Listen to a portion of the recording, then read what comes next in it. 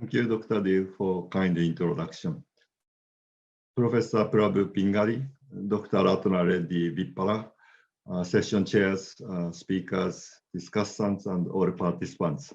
Good morning from Tokyo, and very warm welcome to the ADBI online conference on environmental challenges and agricultural sustainability in Asia. Last week, immediately following the COP26, ADBI held its annual conference 2021 on the theme of climate change mitigation and green finance for 3 days from Wednesday to Friday. It covered the issues of low carbon energy transition, carbon pricing, green finance, regional cooperation for sustainability, opportunities and challenges of greenhouse gas emission in greenhouse gas emission reduction in the building and the transport, agriculture, forestry, and the other land use sectors. Among the speakers were COP26 President Alok Sharma and the IPCC Climate Change Mitigation Working Group co-chair Jim Skill. The conference was perhaps the largest event in terms of the size of audience and the impact in ADBI's 25 years history. Just 1 week later, now ADBI is starting another 3-day event on the theme of agriculture and environment, simply because we believe this is a very timely and important issue for our clients, namely the governments and the other organizations in Asia and the Pacific engaged in development work. According to Food and Agriculture Organization, or FAO, agriculture accounts for about 8% of GDP and provides livelihood for 41% of the population in Asia. Since the agriculture sector is sensitive to climatic variability and climate risk, an increase in climate risks could impair the lives of and the livelihoods of millions of smallholder farmers and the entire agriculture-based economies. Although the percentage of population dependent on agriculture and the share of agriculture to GDP have been declining steadily, still a significant portion of the Asian population remains dependent on agriculture. As Asian agriculture is responsible for 2/3 of the global agricultural GDP, any disturbance to agricultural sustainability in Asia can have severe implications for global food security. Conversely, agriculture substantially contributes to greenhouse gas emission, environmental pollution, land degradation, and water depletion. Moreover, 24 billion tons of fertile soils are lost due to erosion every year, and 12 million hectares of land is being degraded each year. According to many studies, the reason lies in unhealthy farming practices and poor land management. Agriculture, forestry, and land use changes account for 19% of the global greenhouse gases emission. Agriculture is thus a cause as well as a victim of climate change and environmental degradation.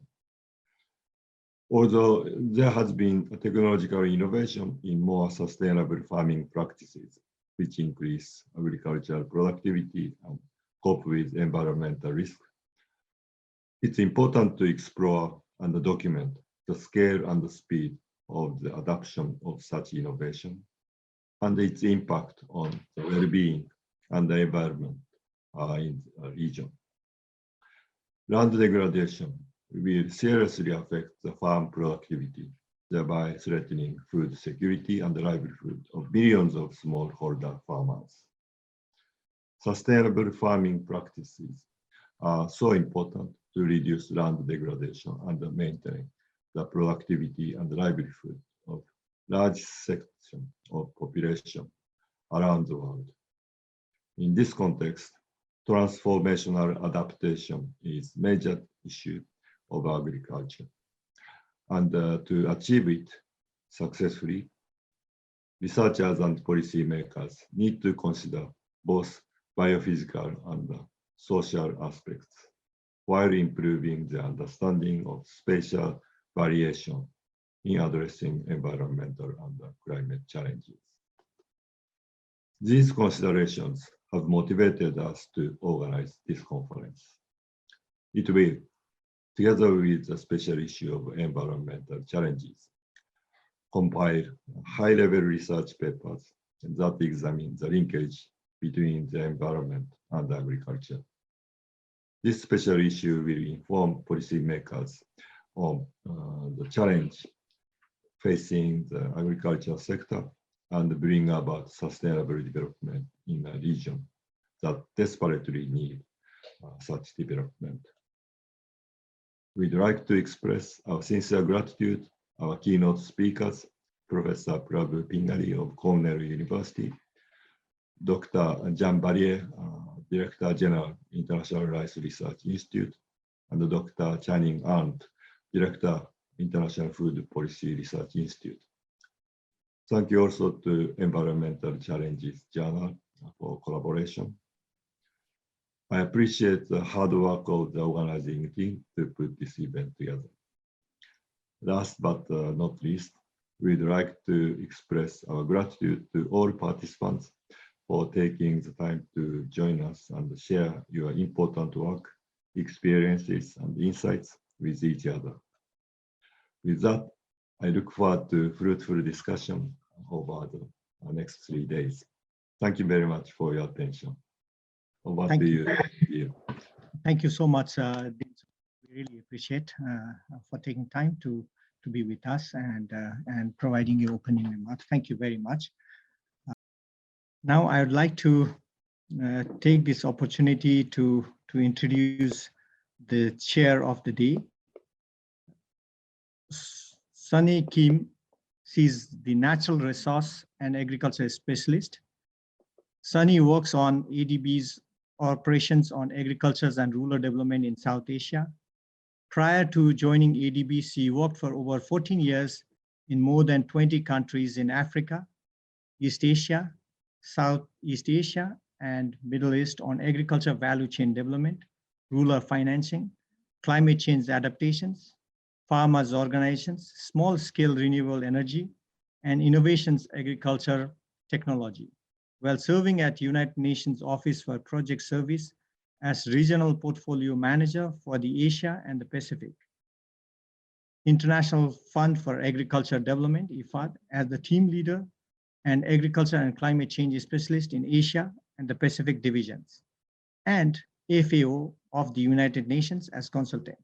She holds a MSc degree in environmental governance from the University of Freiburg, Germany, and honors BA in architect, landscape architect, and urban planning from the University of Toronto, Canada. With this, I'd like to hand over the floor to Sunny Kim. Floor is yours. Thank you. Thank you, dear, for your kind introduction. It is my great pleasure to be part of this well-organized webinar, joined by distinguished speakers, great thinkers, and researchers in agriculture.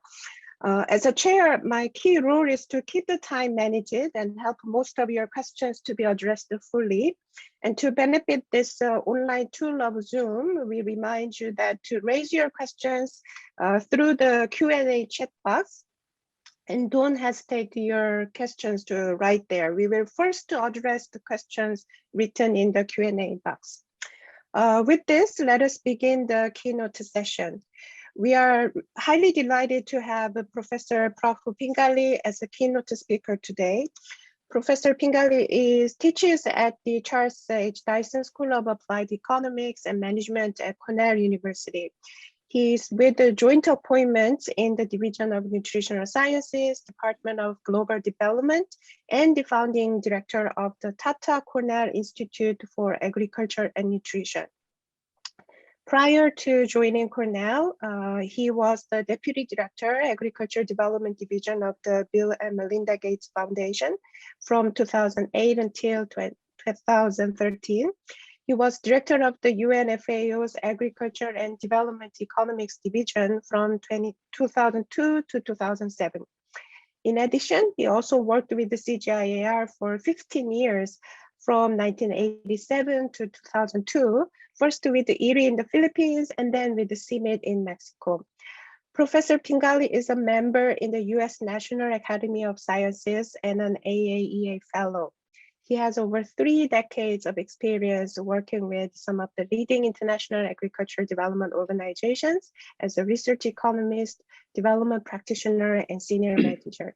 He has written 13 books and over 120 refereed journal articles and book chapters on food policy. So we are highly delighted to have him as the keynote speaker. The topic of the speech is hunger and environmental goals for Asia, synergies and trade-offs among the sustainable development goals. So please welcome Professor Pingali. Professor, floor is yours. Thank you, Ms. Kim. Thanks for the great introduction. Let me just make sure my screen is up. Dean Sonabe, Dr. Dill, thank you for inviting me to be part of this really important, very timely seminar. I'm delighted to be part of the seminar, delighted to contribute a paper to the volume special issue on environmental challenges. Also, I'd like to recognize my co-author, Milorad Plavsik, who is here in the participant room, and he's contributed enormously to the paper and to the presentation today. Good morning to all of you in Tokyo. Today, I want to talk about the enormous progress that Asia has made over the last half a century. Enormous progress in hunger reduction and in improving food security and in using agriculture as an engine of growth and a trigger for structural transformation. We can't imagine just 50 years ago, nobody would have expected Asia to be where it is today. And its investments that took place in agriculture, smallholder agriculture productivity growth, and improvements in food security that made Asia where it is today. So for all of that, we should be enormously proud. We should be enormously proud of the achievements that we've made through agriculture research, agriculture investments, and the resulting productivity growth. Having said that, it's also clear that we faced problems. We faced significant negative externalities that have resulted from that increase in productivity that took place. Externalities in terms of some negative consequences for nutrition and for human health, negative externalities from an environmental and natural resource perspective, and agriculture's contributions to greenhouse gas emissions, and therefore to negative climate change impacts. So one needs to recognize these trade-offs that we faced.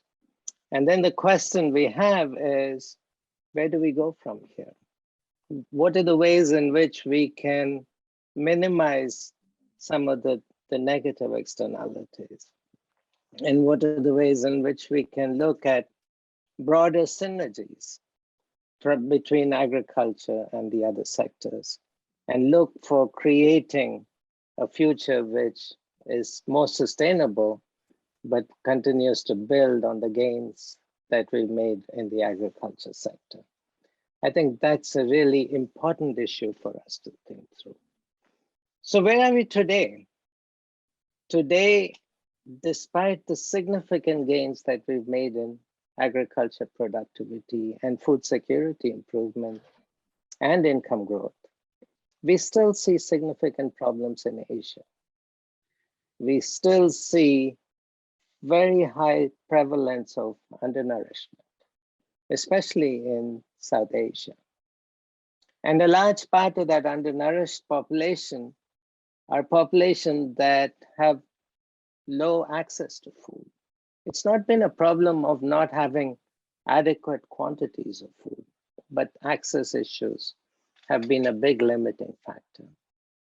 And with that undernourishment, we've also seen stubbornly high levels of stunting, and stunting levels that haven't declined as fast as what one would expect, especially looking across the entire region from South Asia all the way through Southeast Asia.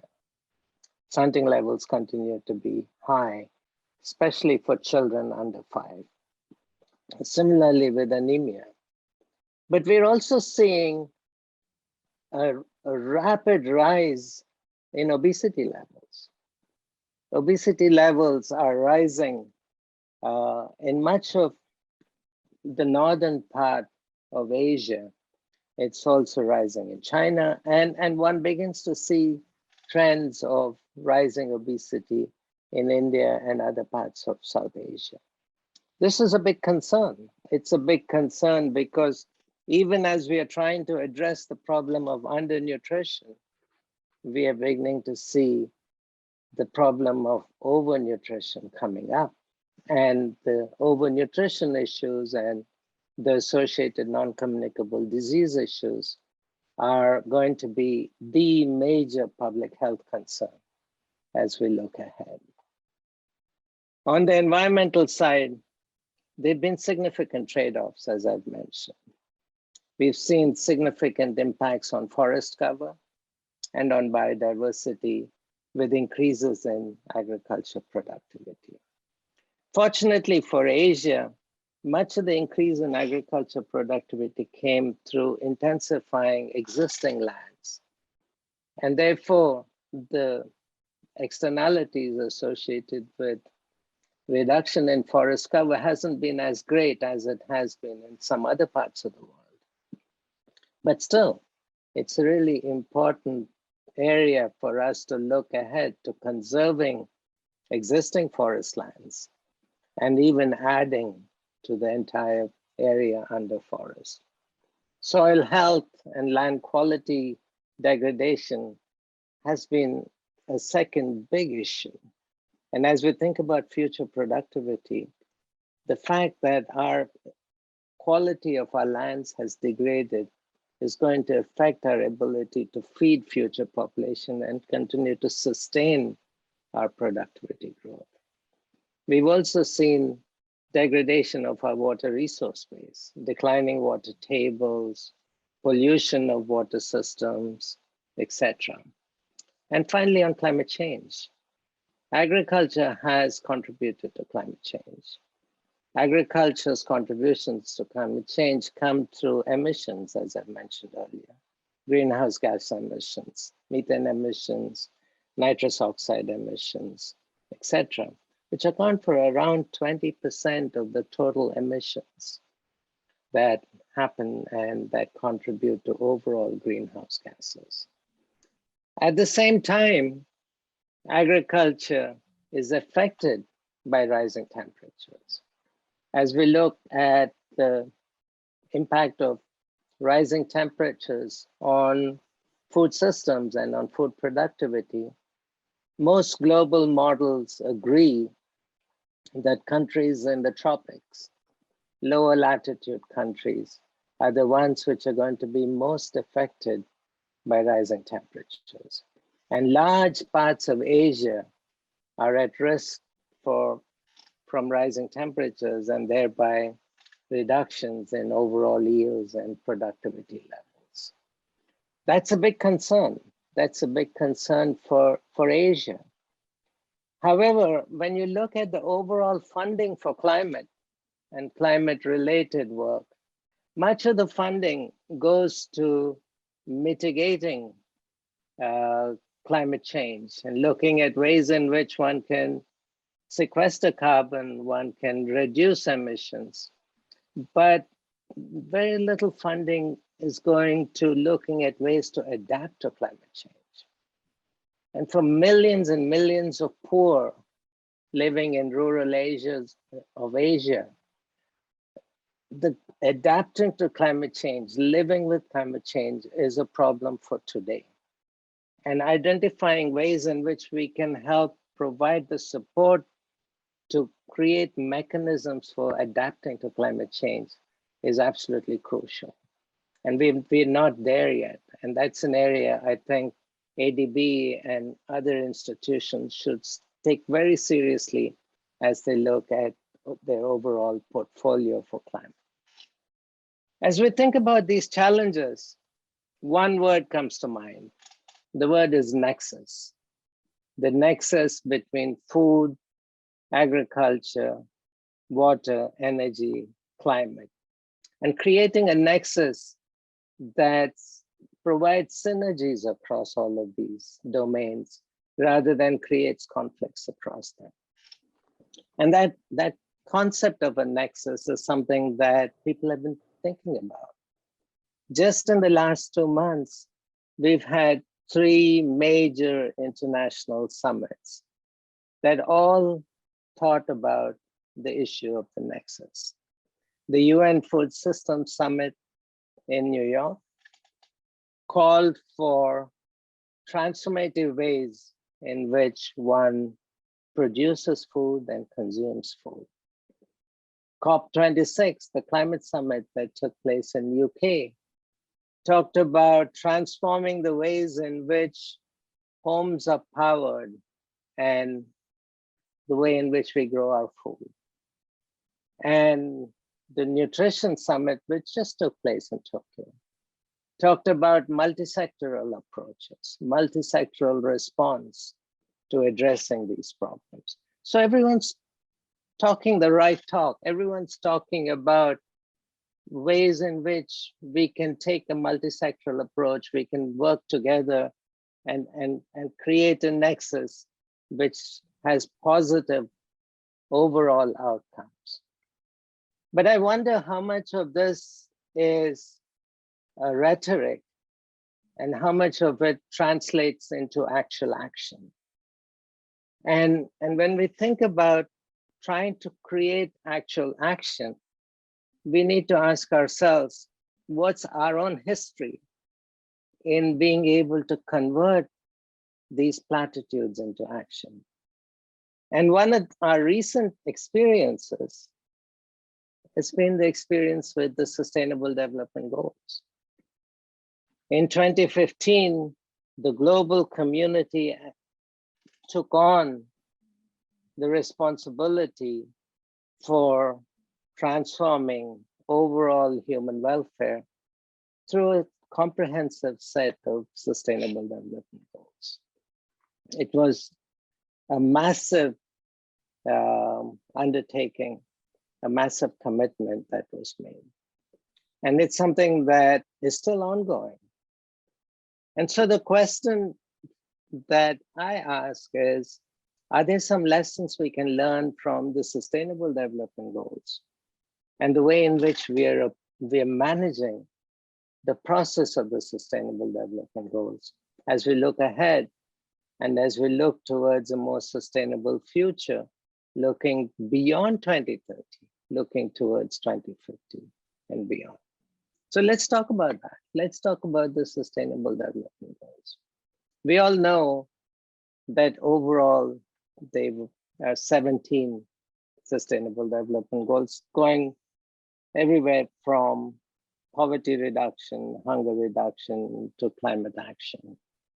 And a broad spectrum of goals that cover overall livelihoods and human welfare. And within each of those goals, there's specific targets And so in total, about 169 targets, all to be met by 2030.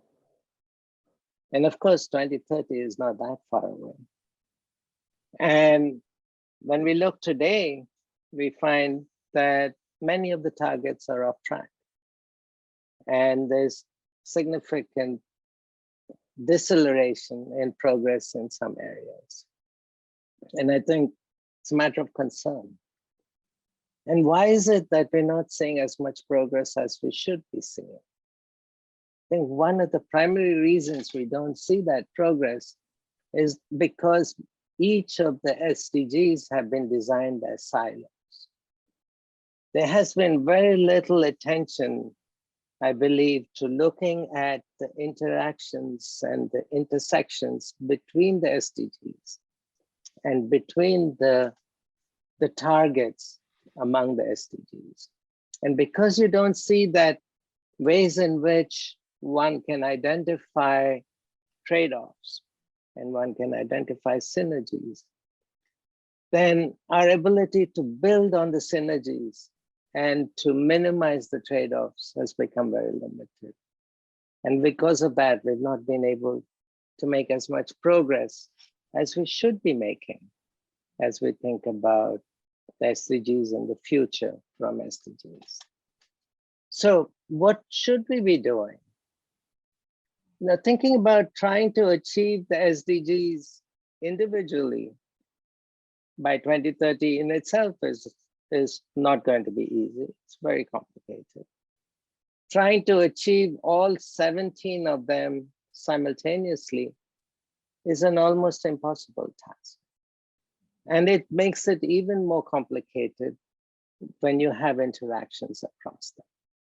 And the competitiveness, the conflicts between the SDGs. And I think because of that, we continually run into this problem that we cannot create a whole that's greater than the sum of the parts. And that's what we should be doing. What we should be doing is taking those different strings and preventing them from becoming just a jumble to becoming a bracelet, to weave together a framework, weave together a process by which you can really build on the synergies and make progress which is much faster than each of the SDGs working independently. I think that's been a challenge that the SDG process hasn't been able to get through. And it's something we need to be pushing for as we come to the final years of the SDG. How can we do this? How do we create that SDG bracelet? I think one can think about a process by which we identify the relationships among the SDGs and the targets, recognizing that those relationships can be quite different depending on where you are. The relationships between the SDGs could be different if you're living in the US relative to if you're living in Botswana. The differences are spatial. The differences are dependent on the level of structural transformation, level of economic development, etc. Then to identify the synergies and the trade-offs and look at the relationship, the directions of these changes, whether the changes go both ways, whether they go through various directions through different SDGs, whether they go to different targets, etc. Try to identify the magnitude of these relationships and identify what are the really high payoff synergistic relationships that can be promoted and that can be supported. I think if we can model this out and then plan out a process for getting to a more positive outcome, then we'll be in a much better shape than we are today. But one of the crucial issues for us as we think about that is that we just don't have credible and timely data to be able to quantify the relationships, to quantify the magnitude of change that's needed, etc. We don't have reliable metrics and reliable methodologies that we can work together on. And that continues to be a challenge.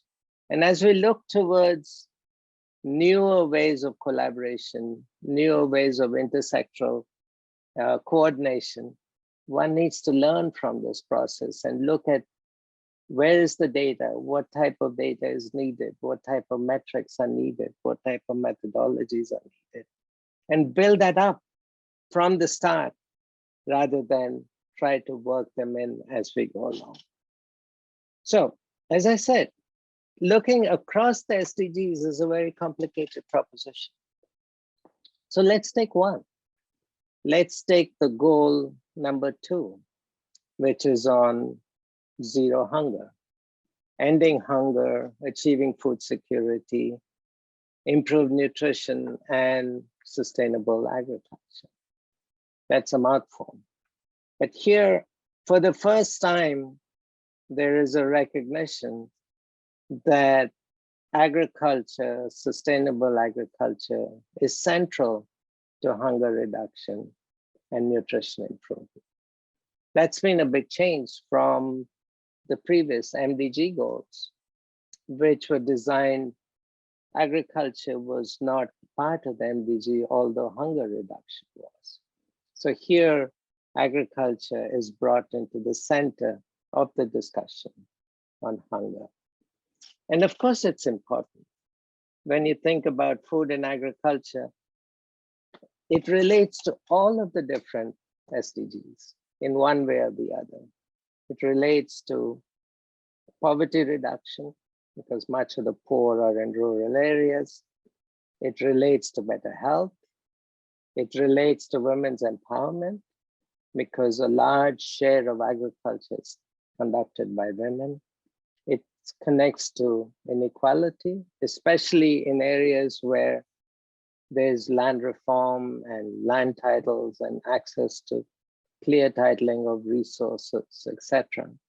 It relates to climate and climate change, etc. So agriculture and food are intrinsically connected to progress across all of the SDGs. And therefore, it's important to figure out what those linkages are if we want to make progress in the SDGs. At the same time, when you think about SDG 2, SDG 2 has a set of targets, 5 distinct targets. Now, each of those targets also interact with each other. So if I pick doubling agriculture productivity has positive effects on hunger reduction. It can have positive or negative effects on malnutrition, and depending on the quality of food, the diversity of food, etc. It can have negative effects on sustainable production systems, and it could have negative effects on overall genetic diversity. So within an SDG, different targets would interact with each other in a positive or a negative way. And understanding those linkages is absolutely crucial if we want to make progress on the overall goal of hunger reduction. So I want to go even deeper now. And I want to say, let's take South Asia and let's look at the issue of doubling agriculture productivity and talk about what are the synergies and what are the trade-offs here. So let's see, where are we in South Asia in a business as usual scenario? In a business as usual scenario, we see that South Asia has made tremendous progress in overall cereal crop production systems. There's been big improvements in yields in rice and wheat, and it's happened with minimal increase in area under cultivation. It's happened through intensification.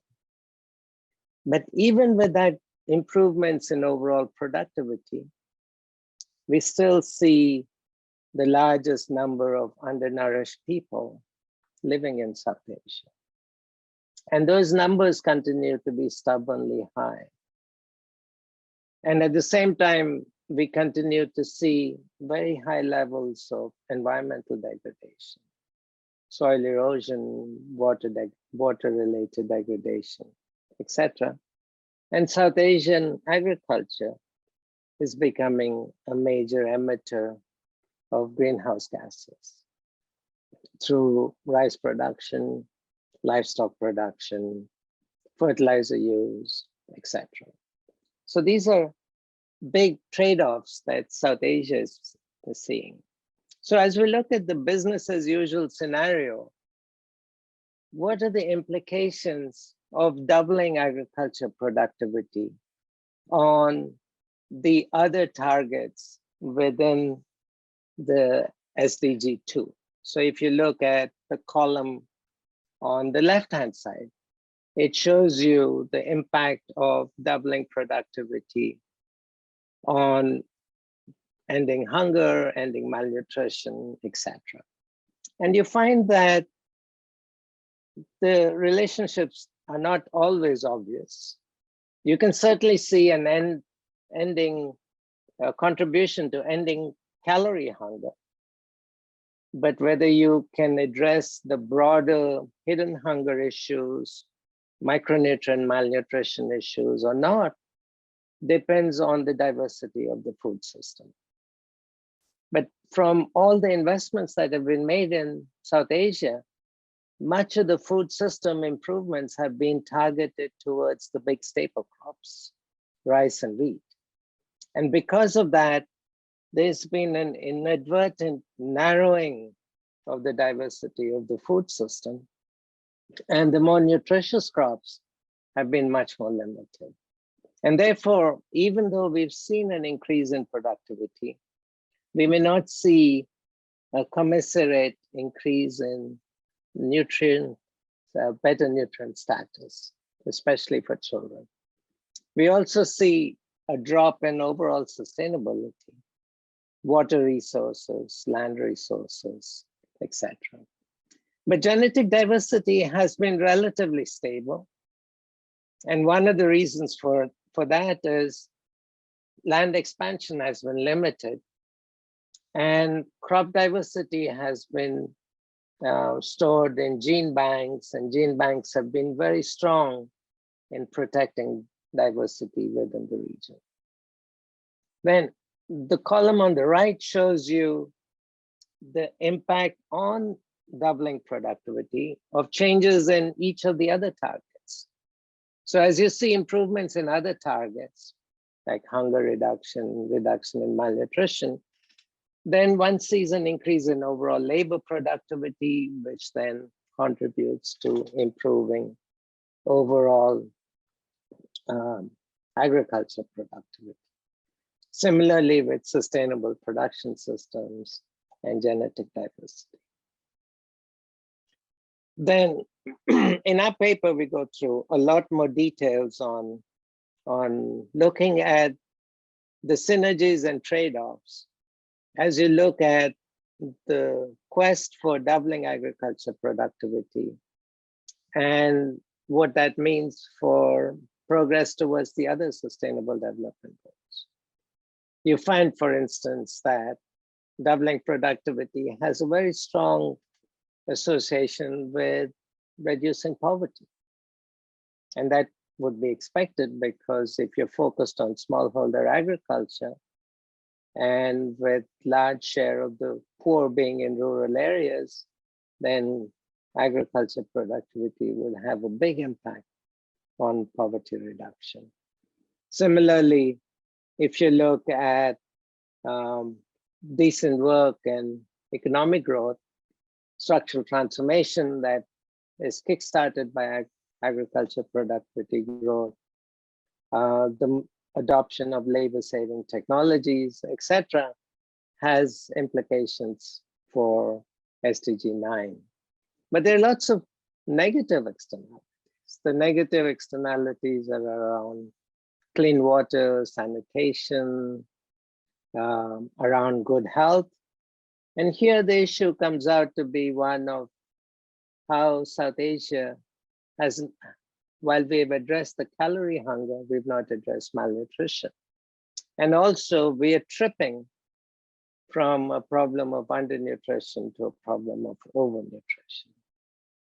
We have a negative effect on sustainable cities because of the effects of air pollution, water pollution, competition for resources between agriculture and urban areas, etc.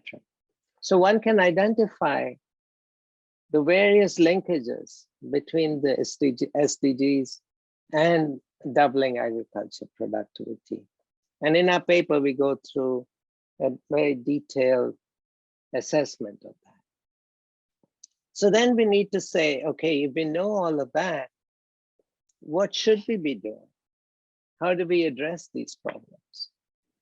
So I think when we think about that, we need to say there are two ways to think about addressing these broader problems and maximizing synergies across the SDGs and minimizing the trade-offs. So if you think about doubling agriculture productivity, how do you create those synergies? I think that one way is looking at it from a broad policy perspective. And the other is looking at specific farming systems and changes within farming systems. From a broad policy perspective, I think one needs to say this focus that South Asia has had on rice and wheat and just increasing the pile of rice and wheat is a focus we need to get away from. We need to look at promoting agriculture development without promoting particular crops. What I've called crop neutral agricultural policy in previous papers that I've worked on. And that crop neutral policy basically says one should be providing farmers with the infrastructure and the institutional backing that will allow them to enhance their productivity, but leave the crop choice to them, leave the enterprise choice to them, and farmers will be able to make the choice based on market signals. And I think that's the difference between the policy as it exists today, which is very crop-centric, to a policy which ought to be promoted, which is crop neutral, but allows you to make the investments that farmers can use to enhance productivity.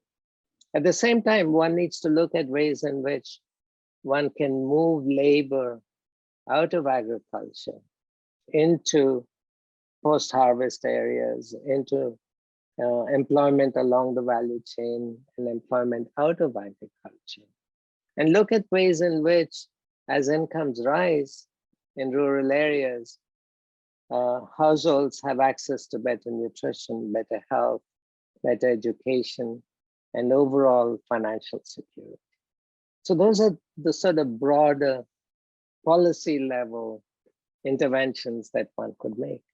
At the same time, one would want to look at specific farming systems, like the rice wheat system or rain-fed production systems, etc., and look at ways in which one can improve overall sustainability of these systems, make resource management more judicious, and resource conservation practices more mainstream within these systems.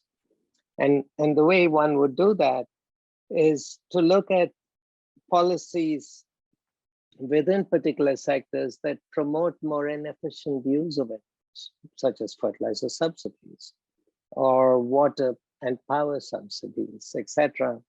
Removing some of that, providing incentives for farmers to be more efficient in their input use, and looking at ways in which farmers can adopt technologies or practices that conserve resources, such as zero tillage systems, minimum tillage systems, much better water management, water use systems, more efficient use of balanced fertilizers, etc. And in addition to looking at ways in which you can broaden the crop mix and diversify the overall production systems, both for crops and for livestock activities. And look at ways in which crop systems and agriculture systems create synergies with the other SDGs. For example, can you get to zero hunger while not adding to carbon emissions? There are ways one can do that, but one has to look for mechanisms for promoting specific technologies to do that and provide incentives for farmers to be able to adopt such technologies.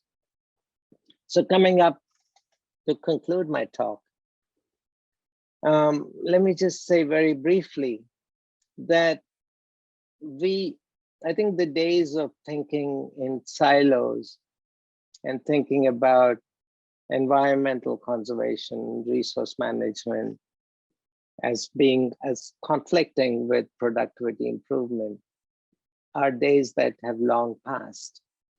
There are significant opportunities for complementarities between these different sectors. There's significant opportunities with new technologies, new policies that can help make that collaboration and coherence across these sectors happen. And I think that's what we should be looking at. And we should be looking very specifically at SDGs and saying, where is it that we have high payoff interventions that will allow for enhanced synergies? And what are those high payoff interventions that can reduce the trade-offs, minimize the negative externalities?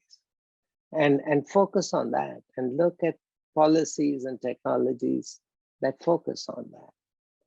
And one of the ways in which we can do that is to bring in a true cost accounting framework.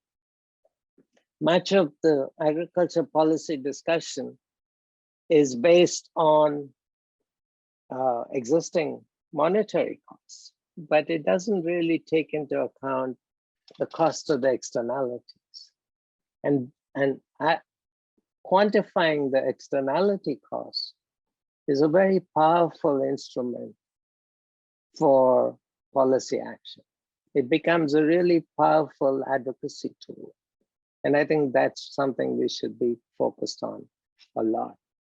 And finally, in order for us to get to convergence across SDGs, we need intersectoral convergence across ministries, across development agencies, and across ground level institutions. Without that convergence among these line authorities that work in silos, we're not going to be able to maximize synergies.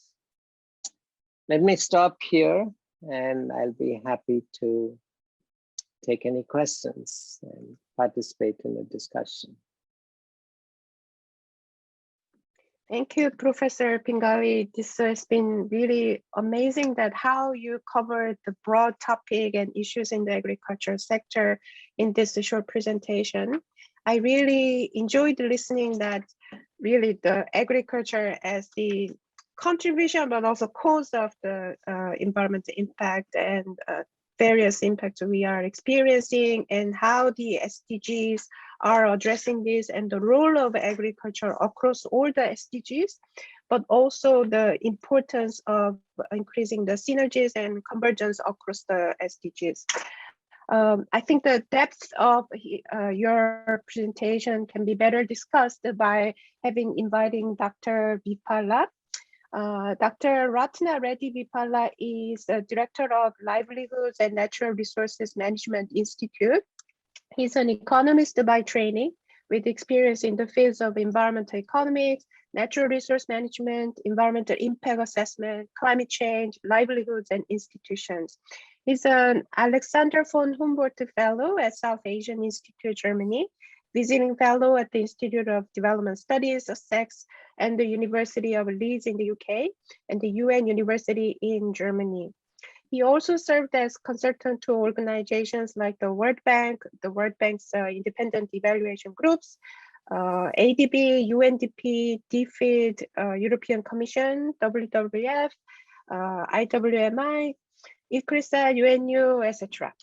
He served as a working group member in the preparation of the 11th and 12th plans for the government of India, and has published 15 books and above 200 research papers with international and national peer-reviewed journals.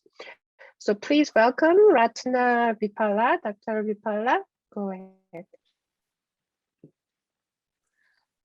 Thank you, Dr. Kim, and thank you very much for giving the opportunity to be discussing for this excellent paper by Dr. Prabhu Pengali. It's not only the interesting paper, and his presentation is more interesting and much more deeper than what I read from the paper. I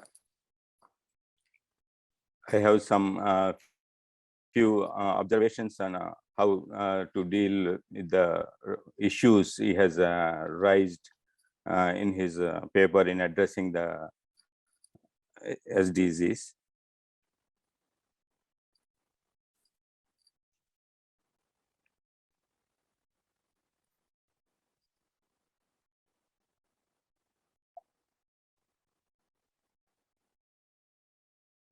Yeah, as I said, it's a very interesting paper. I really enjoyed reading it, reading the paper, and talks about the real issues in terms of looking at the synergies and trade-offs, especially the trade-offs part where the negative externalities are more serious, going by our experience with Green Revolution developments in Asia, especially in India, that how the negative externalities can jeopardize in the medium to long run the basic objectives. So I try to just summarize this paper in terms of the basic premise is talking about this, minimizing these trade-offs and maximizing the synergies, how to get the maximum out of the positive interlinkages and minimize the negative interlinkages. Another important aspect is that lack of understanding and of these trade-offs and synergies are resulting in poor policy design as well as policy failure, which we have been observing over the years. And this is not limited to SDGs alone. This entire policy gamut is because it's not very effective or efficient, or it's not giving a value for money for our efforts, because we are not, the policymakers and even researchers are not thinking in terms of looking at these and understanding the trade-offs and synergies between different, it can be in policy synergies, departmental synergies, and how the trade-offs can impact negatively the implementation issues as well as. So the lack of this kind of understanding and policy design orienting or tuning the policies to incorporate these synergies and trade-offs becomes very important for the policy efficiency and policy impacts. So another dimension we have to look at is from the point of view of policy design is how to internalize these externalities, especially the negative externalities arising from the trade-offs between by achieving various objectives of the sustainable development goals. That is the way is that how to internalize using the market approaches or non-market approaches, how do we internalize these things. And also, again, it's not as simple, straightforward, like identifying the trade-offs and synergies, and we can take it forward, but it's a very, as Dr. Pingali showed very clearly, that the tangle of the, it's like wires getting tangled, and so many loops we need to untangle in the process. So important, because for me, it's like looking beyond silos. That is the very, very important for future policy design and success of the policies. How we do it in terms of even the research is more focused in terms of single objective or single discipline kind of thing. We have to get out of that, understand the issues, especially in the context of natural resource management. Transdisciplinary approaches are more effective. Recent research, last 1 decade or so, we have been seeing that these transdisciplinary approaches are more effective in terms of helping better policy designing.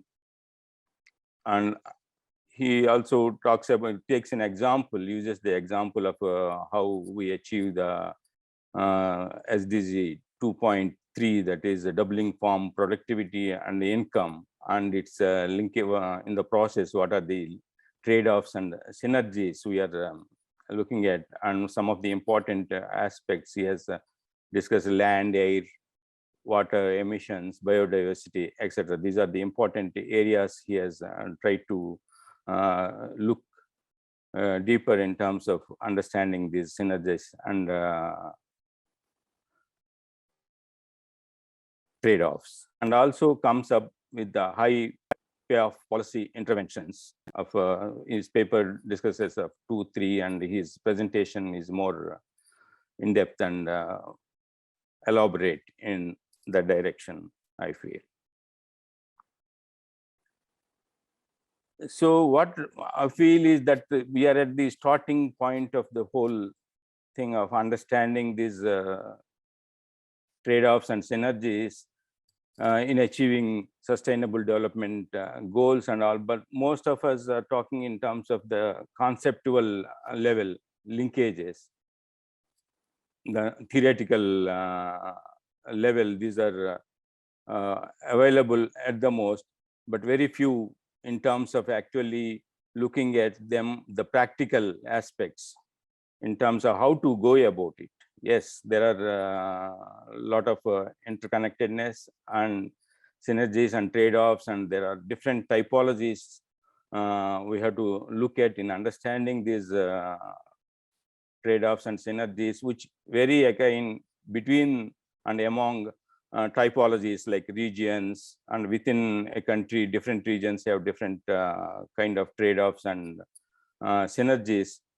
So we have to look beyond that, go beyond that, and see that how we can do the actual assessment in practical terms of providing, like in a case study approach and all. This is more like, if you look at, we have been talking about like conceptual frameworks like IWRM, Nexus, circular economy and all, but I don't see much effort in terms of really doing them in on a practical scale and trying to make it applicable on ground kind of thing. Though some of the old frameworks like LCA, life cycle cost assessment and all, provide some kind of case studies, which are again not very elaborate in the context of environmental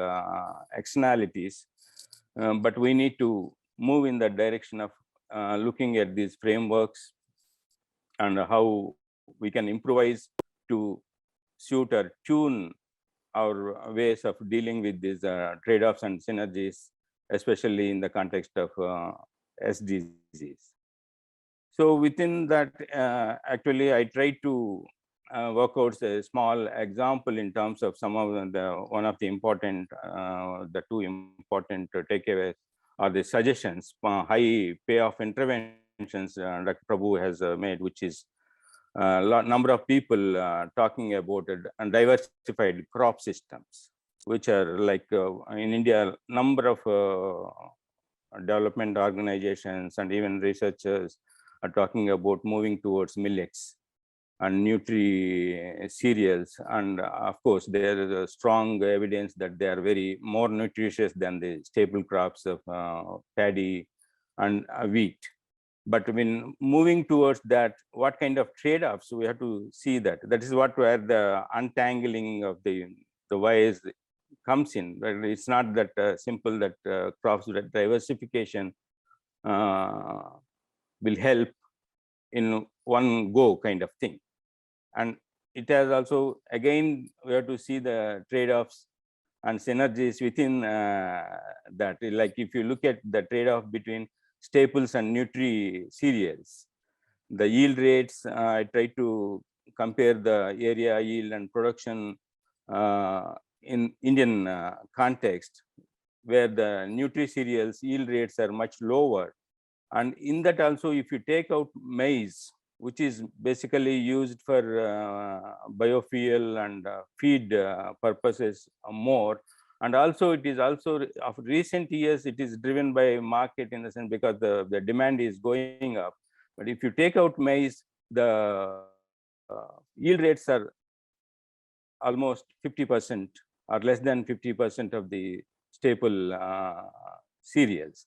So there is we have to understand this yield differences when we are promoting, means that if you want to keep the production levels, we have to see how we can keep the production levels to meet the hunger goals.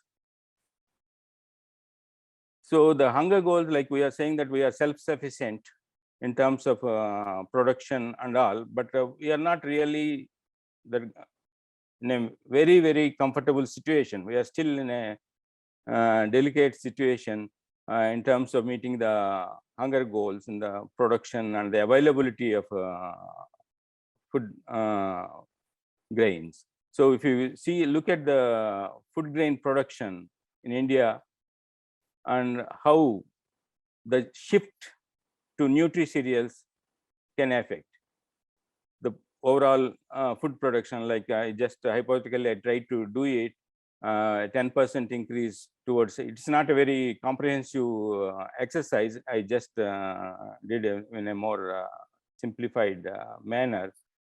So how the hunger goal could be compromised if we move towards this kind of nutri cereal expansion, either in terms of we have to increase in terms of area or in terms of their productivity. And income increase may not be coming much from the nutri cereals based on the micro studies. It is in most of the states, most of the micro cereals are not viable at the farm level as of now. So the income increases may not come from nutri cereals. Income increases, what our present field experiences show that fruits and vegetables, the horticulture crops, they are the main drivers of income growth.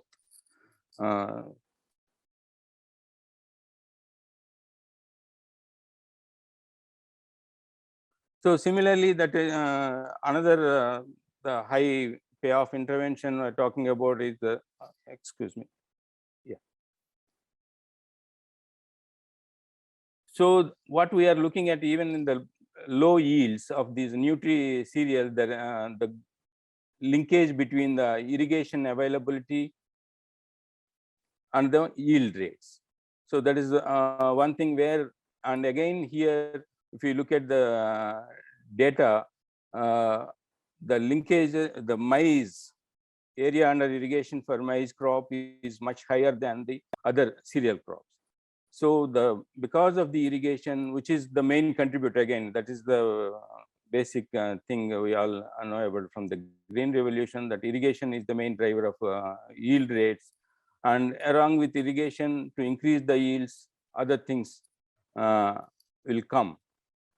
And there is not only a trade-off between here the competition for irrigation, moving away from to pushing more irrigation to nutri-cereals will reduce the irrigation availability for other crops. And also there may be a compromise in terms of environmental impacts again. That we are talking about nutri-cereals are more environmental friendly and good for nutrition. But when we increase, we have to increase the yields through same route of increasing the irrigation and fertilizer use. So we may have, there may be a compromise in the direction as well, environment as well as nutrition point of view. And the next payoff intervention, again, just talking about the zero tillage and conservation agriculture, which is from the research point of view, a lot of evidence which shows they are very good in terms of sustainable agricultural practices and reducing the costs, all those things. But over the past almost 2 to 3 decades, we have been talking about this, especially the zero tillage. But it has not moved from the research to the farms. Very little impact at the farm level adoption. And we are not able to deal with the farm level. Even today, farmers are complaining about various issues they cannot manage, like we have experienced with the system of rice intensification, which is 40% water saver. And also some studies show 40% high productivity increases 40%, but very few takers at the farm level, because there are constraints at the farm level and the technology choices. We are not able to provide the farmer the right technologies to adopt these practices. So that is the basic thing we have to understand from the farmer's angle, rather than from the researchers, like what farmers should do, in the sense that what farmer really is looking for in terms of providing or making agriculture as a more sustainable practice. And in this context, the role of governance and institutions, yes, I thought Dr. Prabhu has mentioned in detail about in his presentation rather than in the paper, the role of governance and institutions and in implementing these sustainable interventions. These also should get into those in the context of synergies and trade-offs. And also, like we have been watching news in recent past 10 days or so, the political economy aspects. What is good, what is bad is not decided by the economics or the environmental concerns. It is the political economy aspects which are dominating, and we have to take these things on board to arrive at more practical approaches for designing policies and policy interventions. That's where I'm coming from in terms of to make this more comprehensive. Like we have to seek out for a right kind of framework, which is we are at the starting point of developing such kind of frameworks which will help us to find the right pathways in designing the policy interventions. Thank you. Thank you, Dr. Vipalash, for sharing your takeaways from the presentation of Professor Pingali. We are spending a little bit over time, but since we have eminent speakers, I would like to have at least 1 or 2 questions addressed here. We have one question from Dr. Kumar requesting for some remarks on carbon neutral policy that is being initiated on a global scale and what that has implications to improve on crop yield. In addition to that, I actually also wanted to add one more question from my end, because both Professor Pingali and Dr. Vipala mentioned about crop diversification or moving away from what to produce, but more like how to produce. instead of crop central, but more like how to produce. And like ADB also does invest a lot with the developing countries, and we also invest in horticulture, agriculture development. And the challenge is that most of the countries are like export oriented, or how to make more income from the farming. And then naturally comes down to selecting the most promising crops for the countries. And then we also promote these crops to the farmers. The approach of investment project design has been like that. And also that most of the countries are inspired by countries like Thailand, where one crop for one village. China also does that. And it's also happening in India, that each cluster focusing on one crop. So how, in your view, how the policies can accommodate more crop diversification in the implementation? I also see one hand raised. Dr. Sorry, Dio, go ahead. Thank you. Thank you, Sunny. Thank you, Professor Prabhu and Professor Reddy. It was very great presentations. I really liked it. I enjoyed it. I think you brought out something that is very, very critical, very important. But I have a very quick and short questions. I mean, like what is the key message that you'd like to give to policymakers from North, or like, let's say MDBs, where they should put their money so that they can create the best impact?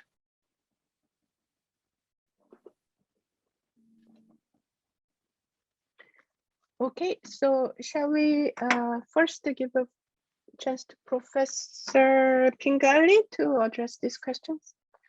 Sure. Yeah, thank you.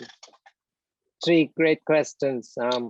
Let me start with the carbon neutral policy. I think right now there are quite a few technologies and practices available that have significant carbon reduction potential, carbon emission reduction potential. Conservation tillage, zero till systems is one of them. Better water management systems for rice is another area.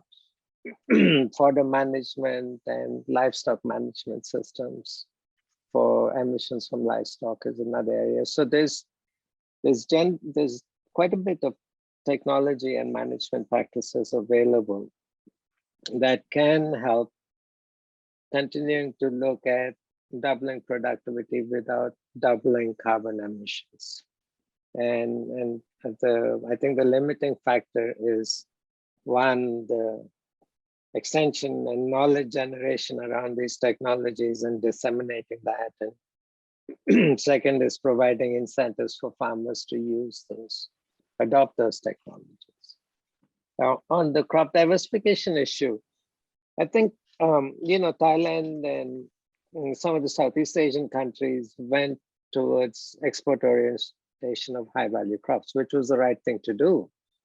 But if you look at a country like India, the demand is going to be internal. So as incomes are rising in India, urban middle class incomes are rising dramatically. And with that, the demand for diversity of diets is rising. And so much of the increase in horticulture production would not go out of India, but would be going towards meeting the demands within India. And for that, I think what needs to happen is massive investments in value chains, value chain development, rural market infrastructure development, quality enhancement, quality control, food safety issues. But at the same time, creating farmer producer organizations, because that way you can have small farmers producing high value crops, but you create an aggregation model by which they can bargain with the value chains and don't lose out because of having small scale. And I think that's an area that a lot more work needs to happen. That's an area where India is definitely working, but more could happen there. And so from Dr. Dale's point, what should we tell the policymakers? I think what we should, the big message to the policy community is, the first part of the growth process that took place was agriculture led to an engine of overall growth and structural transformation. Now there's urban growth, which is much faster than rural growth. But rural growth can latch on to urban growth by trying to meet the urban demand for diversity of food, urban demand for different agriculture products. If rural growth can latch on to the rising urban demands, you create a new process of structural transformation. And I think policy community is still caught up in the Green Revolution period. They need to now move to a point of saying, how do we feed urban populations? And how do we get that to be in a way that also benefits and creates income and growth for the rural populations? If we did it that way, then the issue of crop diversity, overall food diversity will happen at the same time. But now to say, how do you do it sustainably? I think that's a simple way in which I would address Dr. Dev. Excellent. Thank you so much. Dr. Vipala, would you like to add any comment on these questions? Yeah, I would like to talk about the policy, what message can talk about in terms of policymakers, what should be doing. Like I agree with Dr. Pengali that we have been, our policymakers, even researchers, most of us are in the Green Revolution mode of thinking of what is good for the farmer, good for the country in terms of producing more. I think it is time to start like looking at all the complex issues, and also from the point of the farmer, what he is looking for. Whatever we are talking now, it is not happening on ground, is a very serious issue. Nor a farmer is able to manage agriculture in a more viable manner. The suffering in the rural sector is much higher because of the transformation which was expected is not taking place in that direction or right direction. So we have to think from the farmer's angle, not only policymakers, even the researchers, what we are saying, whether farmer needs it or farmer, it suits the farmer's requirements. So that is, I think that is the message we should be talking about in terms of how policymakers go about it. Excellent. Thank you so much. Since we are a little bit over time, I will close this keynote speech session now.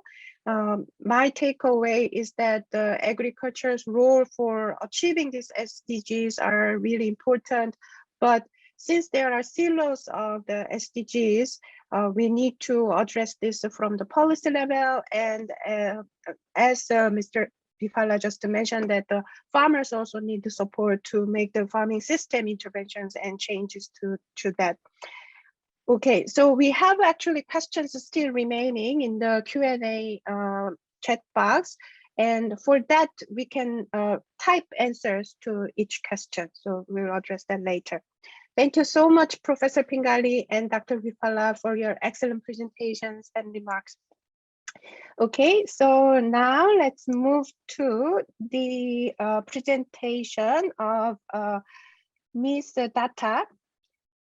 She is the PhD scholar with the Department of Humanities and Social Sciences at the Indian Institute of Technology, Kharagpur. Prior to this, she has obtained her master's degree from Assam University. Her research interests include the impacts of climate change on agriculture, adaptation, maladaptive outcomes, and spatial analysis. Currently, her work is focused on unraveling the farmers' perception of climate change, adaptation, and maladaptive outcomes at the Eastern Himalaya foothills of India. So with this, let me invite Ms. Datta. Please, the floor is yours.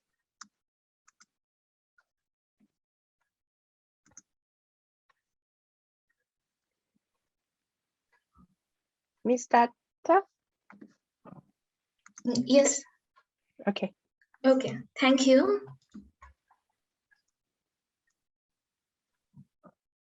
Thank you all, and it is a great honor to be here. So I hope the slide is visible to all. Yes, please go ahead. Okay. So our paper looks at the adaptive capacity and adaptation to climate change in the farming households of the Eastern Himalayan foothills. As we all know that climate change impacts agriculture in a number of ways, and as a country with heavy reliance on agriculture, India is highly vulnerable to climate change. Studies also showed that India might experience severe agricultural losses if the adaptation measures are not opted by the farmers. However, we also know this that adaptation is not an easy process because the impacts of climate change is not evenly distributed, and also the adaptation entails some economic cost which can strain the capacity of the farmers to adapt efficiently, as most of the Indian farmers, we know that they are smallholders, and in this context the assessment of adaptive capacity is very important. So now I would like to discuss more about what is adaptive capacity. The commonly accepted definition of adaptive capacity is that it is the ability of a system to adjust to climate change, to moderate potential damages, and to take advantage of opportunities or to cope with the consequences. It also decreases the vulnerability, as it is inversely associated with vulnerability by decreasing the sensitivity and exposure of a system. So we can understand why it is important to increase the adaptive capacity. However, I should also mention that adaptive capacity varies between different contexts and systems, and it is not equally distributed. Therefore, it is also important to identify what builds adaptive capacity or what limits the adaptive capacity. So as I already mentioned that adaptive capacity varies between different places, and so therefore the researchers which are conducted at national level or other regions of India are not very adequate to address the location specifics of smaller areas. So in this regard, there are deficit of studies which focus level adaptive capacity and differential adaptations in India. So from this background, our study was conducted, and our study had two objectives. Firstly, to determine the levels of adaptive capacity among the farming households, and the second objective was to find out whether adaptation measures adopted by the farmers differ based on their adaptive capacity. So the study was conducted in the Eastern Himalayan foothills of India, and this region is already identified as a stressed region in the State Climate Action Plan of India. And we conducted our study in 3 villages, as we can see in this map, the Balalguri, Dalshinpara, and Tutturi Khanda. And I should also mention that these 3 villages are also identified as climate-induced vulnerable villages in the District Disaster Management Plan. And we basically collected the data from household survey from 149 farming households from March to April 2021, and we used a semi-structured interview in this regard. And for determining the adaptive capacity of the farming households, we used the indicator approach, and we opted the sustainable livelihood frameworks to outline the indicators under the 5 capital assets, which are natural capital, physical capital, financial capital, and human capital and social capital.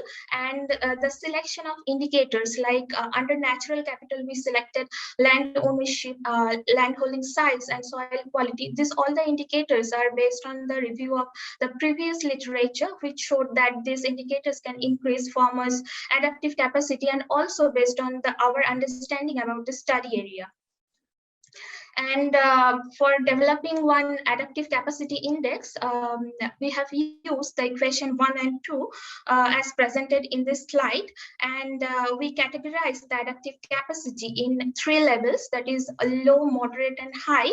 And the scores of these capacity levels are also based from the previous studies, which assess the adaptive capacity of farmers. And our second objective was to find out the adaptation measures of the farming households. And for this purpose, we first identified what are the impacts of climate change in this particular area. And through the group discussions and consultation with agricultural experts and previous published literature, we found that decreased and erratic rainfall, floods, and increased pest attacks in the paddy fields are some of the impacts of climate change in this area. And then we directly approach the households to demarcate which strategies they use to counter these adverse impacts. And in this way, we figured out 10 adaptation strategies. And here in the slides, I have presented the sample household general characteristics, and we can see that most of the households are male-headed in the sample, and the concentration of backward class communities, especially the tribal, were very high in this region. Also, the study area has a noticeably low level of education, and with more than half of the household heads being illiterate.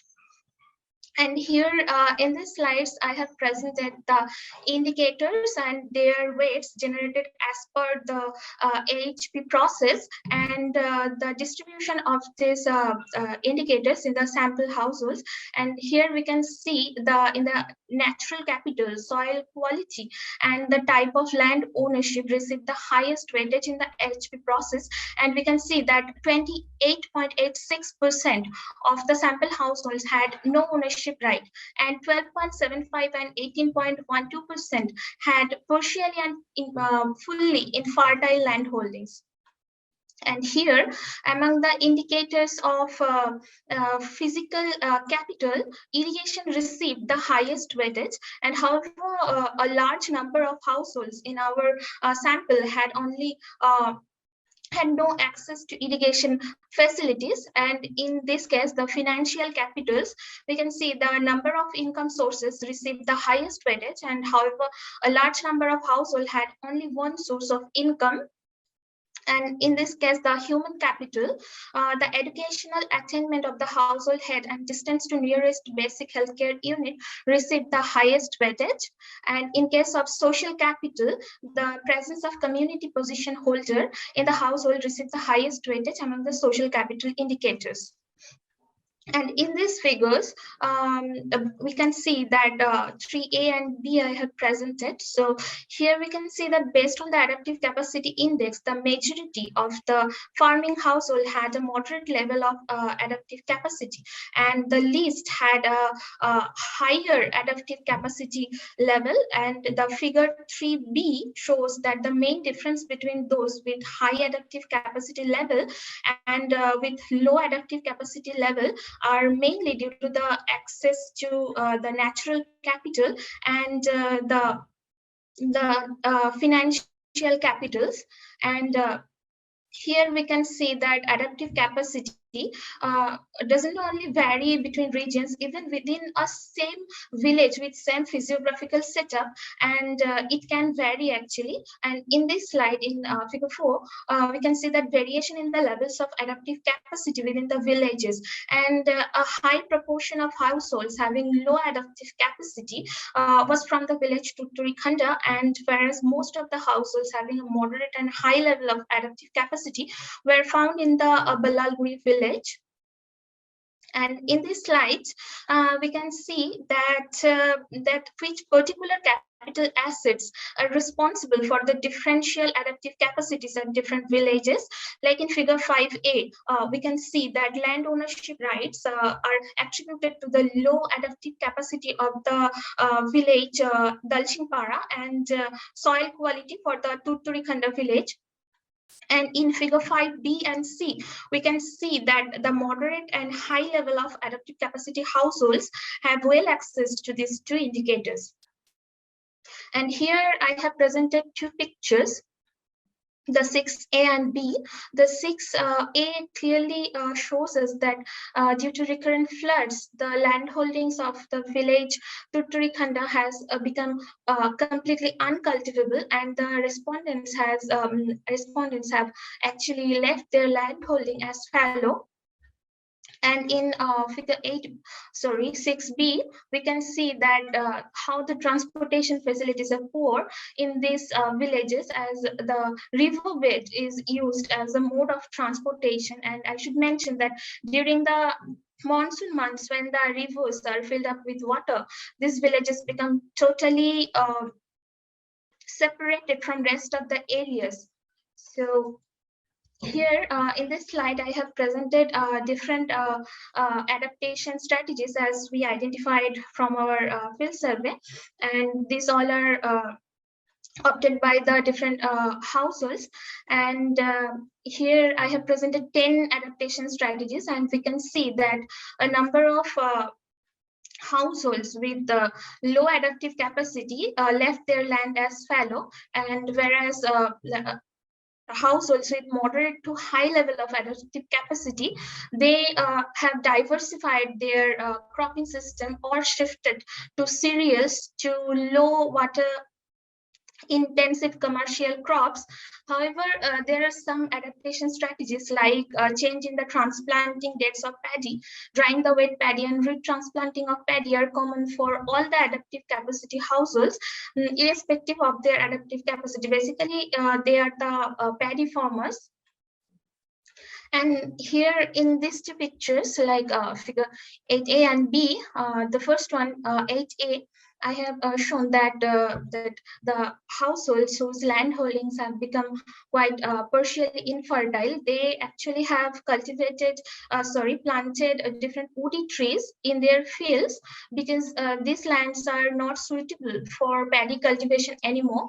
And in this figure 8b, we can see that in response to decreased rainfall and no irrigation facilities, the respondents from the Dalsingpara village, they actually converted their paddy fields into the field of areca nuts, which requires less water, and actually these are not like that water intensive like paddy. And in conclusion, I can say that the most of the sample households in the study area had moderate and low level of adaptive capacity, and in general households opted for different farm level adaptation strategies. However, the farmers with more assets are found to be better equipped, since productive assets enable them to implement more profitable adaptation strategies. However, we have also seen that some of the adaptation measures continue to remain reactive rather than proactive, because the respondents had no access to early warnings and other credible weather information in that region. So based on our finding and our results, we have recommended some measures that can increase the adaptive capacity of the farmers from the Eastern Himalayan foothills. These are basically provision of reliable and timely weather information, improved irrigational facilities, making credit more accessible, a stronger extension service network, and livelihood diversification. We also suggested one post-impact support program that should be designed to guarantee that the households are immediately reimbursed which face crop loss. And there are also some specific intervention identified for the villages to improve the adaptive capacity. These are the improvement of transportation facilities at Balalguri village. As I have shown already that how the transportation facilities are poor in this village, and the provision of land ownership right at Dalsingpara. Basically in this village, not a single household had any land ownership rights, and the construction of flood protection measures in the Tuturikhanda village. I have also shown that the land holdings of this village, particular village, have become totally uncultivable, and the respondents have left their land holding as fallow. So for the future studies, I can recommend that they can use the indicators for as we used in our study, but as the indicators are dynamic in nature, so they should also investigate more to incorporate more suitable indicators for their region, and they can also look for the maladaptive outcomes of the adaptation strategies, because for achieving sustainability, avoiding maladaptive outcomes is really very important. So before I end my presentation, I would like to acknowledge all the reviewers and editors of the Environmental Challenges Journal, to which the earlier version of this paper was submitted, and to all the persons who helped me during the field survey, and all the respondents and agricultural experts and key informants who shared their valuable knowledge with us. And here I end my presentation, and thank you all for your kind attention. Thank you. Thank you very much. Ms. Tata, it was an excellent presentation and interesting findings from West Bengal about the farmers' adaptive capacity and how they are reacting. Let me invite Mr. Samdrup for our discussion on this presentation. Mr. Samdrup is a PhD candidate at the School of Agriculture and Environment with the Faculty of Science at the University of Western Australia. He has obtained his master's degree in agricultural economics from Humboldt University in Germany and bachelor's in economics from Shervutse College in Bhutan. He worked for almost 15 years in the development sector prior to joining his PhD, and his work experience includes International Center for ICIMOD in Nepal and for the EU-funded project titled the Rural Livelihoods and Climate Change Adaptation in the Himalayas. So he has experience in Bhutan, Bangladesh, Myanmar, and Nepal. His current research looks at the benefits of foreign direct investment of food security in developing countries with hazelnut contract farming in Bhutan. If you don't know, this hazelnut case study in Bhutan is a really interesting case. So I recommend you all to look at it. Okay, so let me invite Mr. Samdrup to share your takeaway. Go ahead.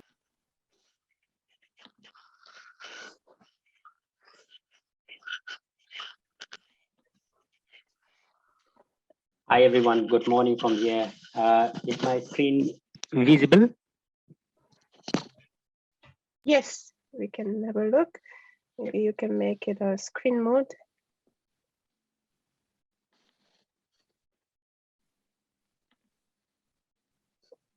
At the bottom of your presentation, like 57% at the very right button, you can see the screen button. Yes. Yep. Thank you very much, ADBA, for this opportunity and for the opportunity to discuss this very interesting and an important topic, research topic carried out by Ms. Prita and Professor Veda. It was really excellent presentation that you have given, and I can see that you have put in a lot of efforts, which is visible in the paper.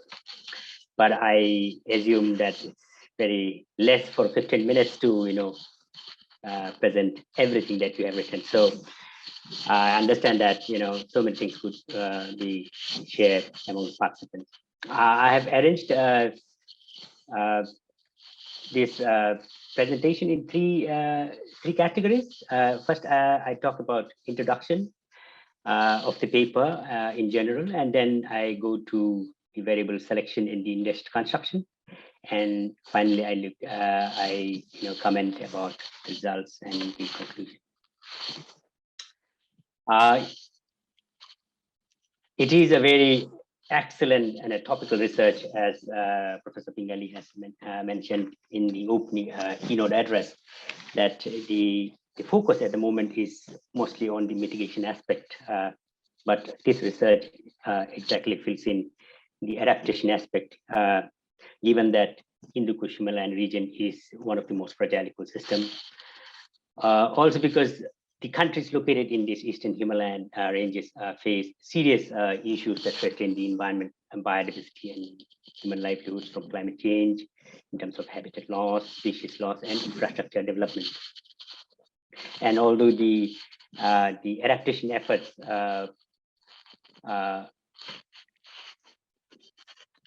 across the country, across the developing countries, a challenge owing to lack of financial resource.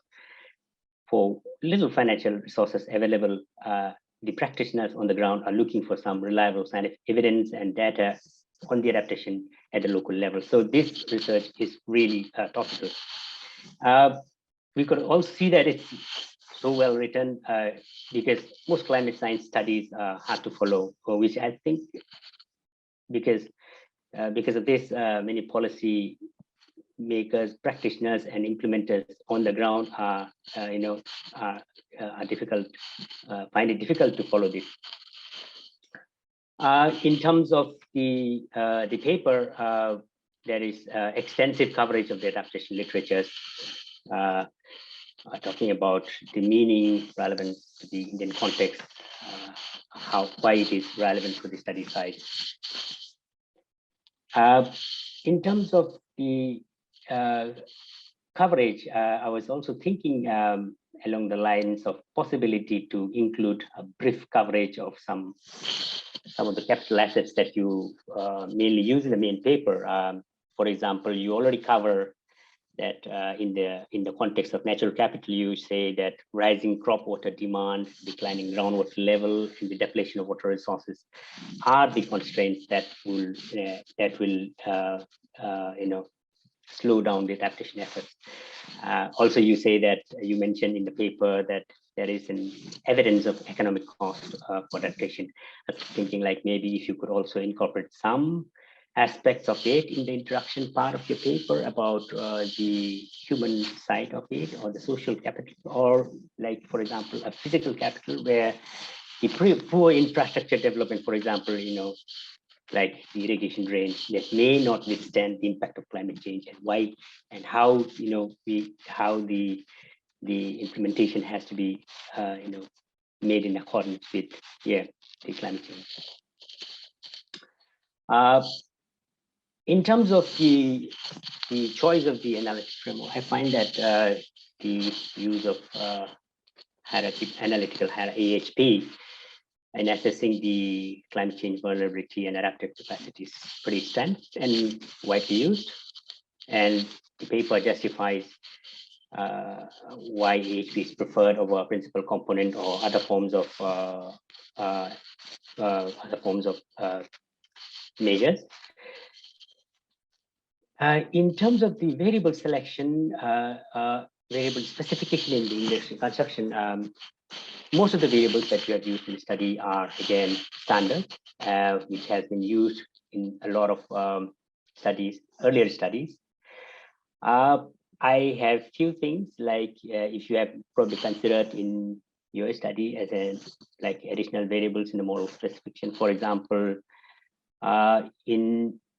as you describe your results and other aspects of the study, you find that many households in all these three study locations have no irrigation facilities. I was wondering if there is a possibility to even look at, do they have water resources availability in these communities? In the physical capital category, again, you have, in your conclusion, this comes out very clearly and strongly, like the access to climate-related specialized information, such as early warning and credible weather information. I was thinking like, could that be part of the physical capital or something like that? Or looking at if there is if the farmers in the villages could access the stable communication network in terms of the disturbances. The other variable that I thought maybe could be useful, relevant for the study is the access to markets, because adaptation has to be something like you could, if in the event of the disruption, the farmers or the household should be able to access some of the market. But even otherwise, access to market is important for farmers because I think that will only enhance their source of income and ultimately their livelihood. In the human capital category, I was thinking like if there is some, if the farmers or the households in these three villages receive some form of climate change related adaptive capacity or capacity building training or workshops to enhance their knowledge about what is all about climate change, how they've got adaptation strategies on the ground, stuff like that. And in terms of social capital, I have no a specific example to suggest in the context of India, but one of the indicator that you have used, this is my opinion, it doesn't seem to represent the social capital well, which I think I'll come back to that in the categories in the clarification below. Mr. Sandro, would you like to wrap up your comments in just 1 minute? Thank you so much. Yeah. I find it a little bit confusing, the availed, if the farmers have availed credit in the 5 years, or access to, access to credit, these two things too. You have used the total household members as a variable. I was thinking potentially could there be something that we could use, proportion of economically active people in the household, like the social group membership, instead of classifying every group, maybe specifying groups like agriculture, savings, water user group, and the presence of community position holders in the households. Like I said, probably doesn't seem to represent well, because you have only 2 households who said that, maybe say 2% who said that they were the members of the position holders, but or at least 97 or 98 of them saying that. So I'm thinking that maybe results could pull apart. And I have a little bit about categorization of variables, which I, for the interest of time, I can send it to you, especially to see the consistent classification of sub-indicators in different categories. For example, like you have distance to agricultural facilities, broken down by below 16 to 25 kilometers, above 25 kilometers. Similarly, like in the case of human capital, access to health facilities, which is below 6 kilometers, something like uniform or some reasonable justification as to why probably this is happening. And in terms of the okay, so yes, since we are actually very much over time, and I think I would like to thank you, Mr. Sandro, for your comments and very careful review. I will invite Ms. Data to take on one point, which one you want to respond to this comment, and then we can go into break. And for all the other comments, you can have a separate discussions, I trust. Ms. Data, would you like to? Yeah. As you said that you want to know something about the market access and weather information. So what I found that basically there are several wholesalers who came directly to the households for buying their crops. So there is basically not that much need to farmers to go to the markets. And also for weather information, I agree that it is very informative, but and also the training, as you mentioned, but not the single household had any information on the weather, and they also didn't attend any training programs. As much I know that there are no such training program organized to aware the farmers about the climate change impacts and what is happening, what they should do. So there was no such programs organized till now in that region. Okay, thank you very much, Ms. Tata. Okay, so we are actually over to the break time. Deal, could I get your guidance? Can we still have a 10-minute break, or should we shorten it to 5 minutes and come back by 11:30? Let's shorten it by 5 minutes. Okay, so it's 11:30. We are ready to start. Okay, so our next topic is climate change, climate extreme, and household food consumption in Bangladesh. The speaker is Mr. Saiful Mohammed Islam, who is a PhD fellow at the Kobe University. Mr. Islam is researching in the area of agricultural economics in Bangladesh. He has obtained his bachelor's degree in agricultural economics and master's in agricultural economics from Bangladesh Agricultural University in Mymensingh. Currently, he is researching at Kobe University, and with more than 10 years of research experience and serving Bangladesh Livestock Research Institute as a senior scientist.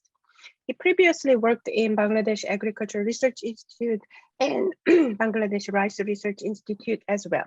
So please welcome Mr. Islam, and the floor is yours.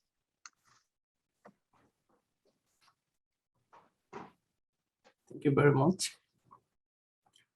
Honorable Chair, distinguished professors, ladies and gentlemen, welcome my presentation. My research topics: climate change, climatic extreme, and household food consumption in Bangladesh. This is a panel data analysis.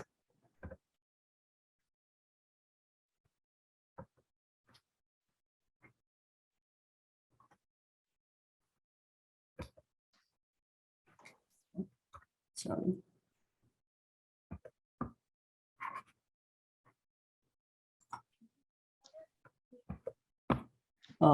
This is today's presentation outline. Now, research problem. It is widely accepted and established through empirical research that climate change will have far-flung impacts on cereal production and associated agro components. In addition, climatic variability and climatic extreme will also have negative influence on all 4 dimensions of food security: human health, livelihood system, food distribution channel, market flows, and even changing purchasing power parity, also tremendously affected by climate change and climatic extremes. Our research objectives to evaluate whether the climate change and climatic extremes, cyclone, flood, and drought have impact on household cereal food consumption and as well as expenditure. Accordingly, our research question: to what degree do climate change and their correlation influence household cereal food consumption, amount of cereal food purchase beyond the own farm production, and expenditure on that cereal food purchased? This is the corresponding research hypothesis. Regarding general introduction of Bangladesh, why Bangladesh is vulnerable to climate change. Bangladesh is burdened with huge number of population with high population density and high population growth rate. Conversely, per capita GDP and huge labor force engaged in agriculture sector, high poverty rate as well as high employment rate. These issues make Bangladesh vulnerable in terms of climate change and climatic extremes. In addition, 65% people primarily depend on agriculture sector for their livelihood. This high dependency makes it climate vulnerable. IPCC declared Bangladesh one of the most vulnerable to climate change, climatic extreme, and anthropogenic hazard. World Risk Report 2015 identified Bangladesh is the 6th most natural disaster-prone country among 173 countries. IPCC also declared by 21st century average global temperature will increase 1 to 4 degrees Celsius. That will affect agricultural production, and people at hunger risk may be doubled by 2050. I will give you some example from the recent past that climatic extreme that affect Bangladesh severely. In 2013, severe cyclone 3 times, 2014 flood 2 times, and cyclone 2 times. In 2015, flood 2 times, and 2015 cyclone 4 times. This data set from EM dataset, University Catholic de Leuven. Some other example from the recent past: in 2017, 3 major floods that affect around 276 hectares of rice land just before harvesting. And 2019, Cyclone Fani plundered almost 63,000 hectares of cropland. Super Cyclone Amphan 2020 damaged almost 176,000 hectares of agricultural land. And our conceptual framework, climate change, this climatic variability affects induce climatic extreme in Bangladesh. That means cyclone, flood, and drought. That cyclone, flood, and drought, due to cyclone, flood, and drought, huge agricultural production loss and damage occurred, causes food scarcity and price hike. Ultimately, food shortage exists household level and national level, and food insecurity prevail in the country.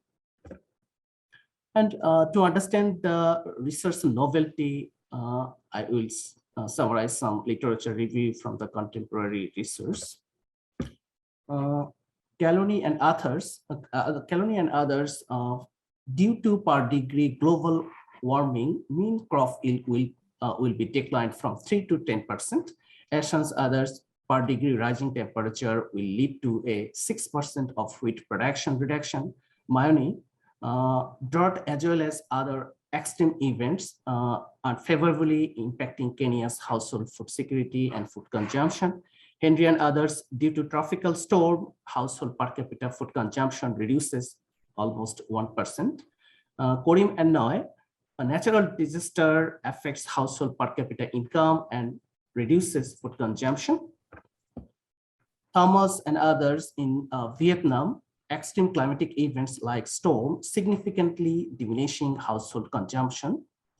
Antilla Huck's household consumption in Philippines due to devastating typhoon, food consumption reduces almost 6 to 7%. These are some other literature review from the contemporary research. Now our methodology. In our analysis, we use panel data. This data set developed by IFRI in Bangladesh in year 2011, 2015, and 2019. Our sample size 6,500 and data attrition rate is very low. This data set is nationally representative data, and data source is here. And our study area from where we picked up our control group. For flood prone area, we picked up control group from this blue area, from this light blue area.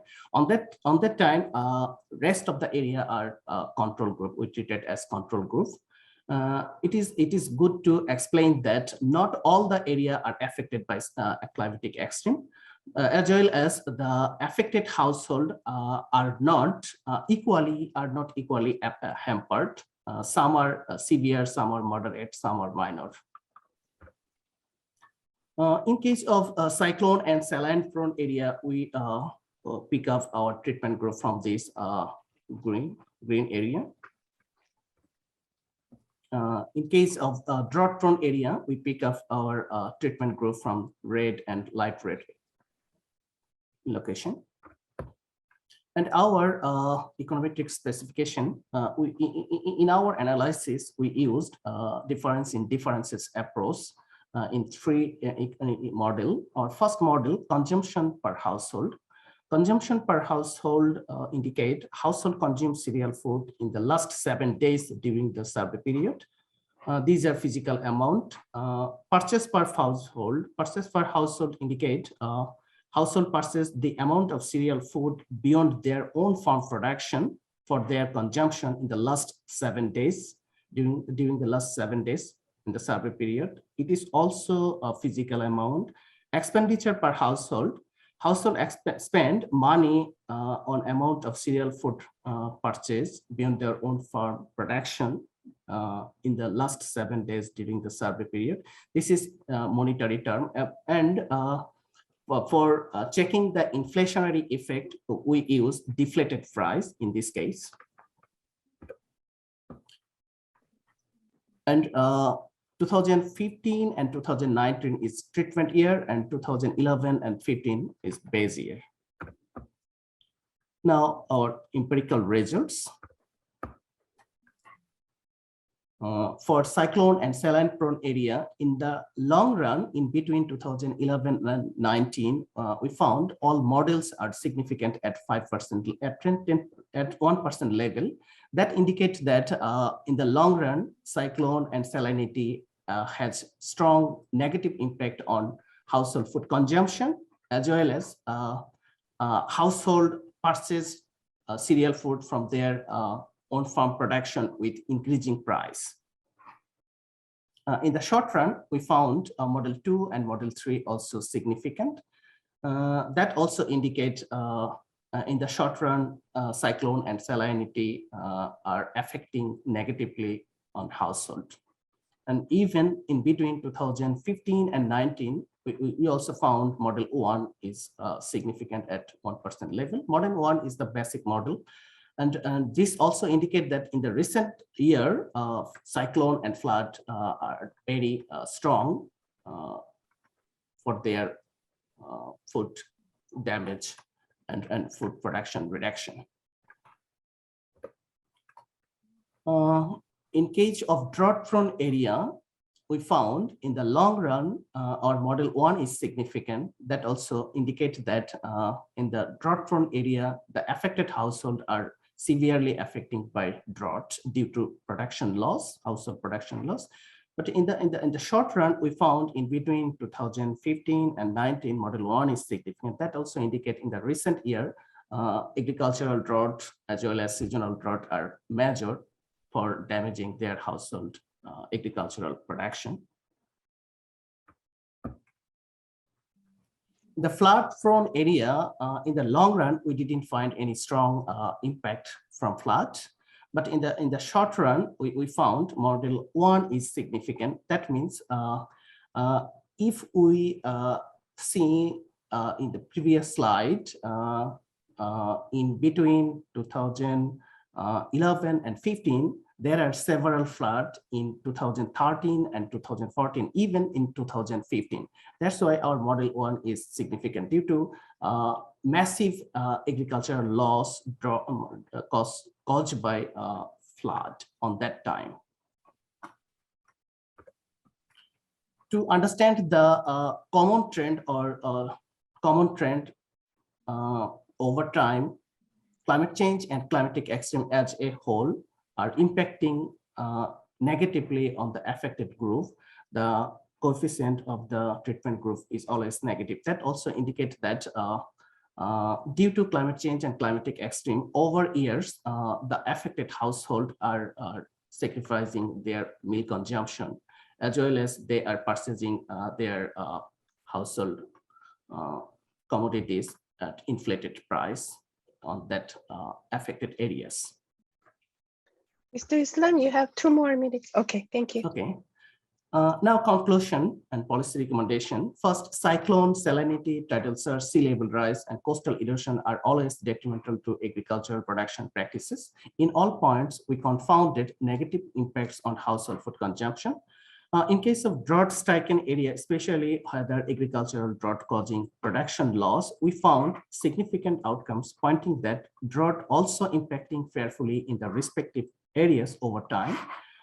Flood has multiple effects to agricultural farm families. Sometimes flood becomes blessings, then curse. Our findings also validate it. At different time points, we found various effects. It might be due to magnitude, frequencies, and occurring time. Above all, flood has perilous effects on household food consumption. The bottom line is that cyclone affects area is more vulnerable than all other areas. Finally, analysis considering base year whole sample as control, climate change and climatic extreme as a whole significantly affecting household cereal food consumption in the affected areas. Our overall recommendation, climate-friendly sustainable technology innovation as well as adoption, ensure green agriculture and green economy through robust investment in agriculture sector, price stabilization at the time of crop failure and crop damage, intensify research for developing varieties and technologies suitable for drought, flood, and salinity regions. Crop insurance scheme is now popular globally. Government should take initiatives for the affected farmers. Alternative income generation at the time of weather extreme. The study advocates strengthening of flood forecasting and early warning system. Finally, government should collect data on climate change and climatic extreme on household very neatly for further policy formulation. This is all about. Thanks for fashion sharing. Thank you very much for your presentation on the climate change impacts and food consumption impacts in Bangladesh, analyzing the data you have collected. Now, let me invite Ms. Sofina Maharjan. She is a PhD candidate at the University of Western Australia in the School of Agriculture and Environment. She has a master's degree in development economics from the South Asian University in India, bachelor's in business administration from the University of Pune, India. Prior to her PhD, she worked with international CIMIT for the Sustainable and Resilient Farming System Intensification Project as a researcher. So Ms. Maharjan, please go ahead.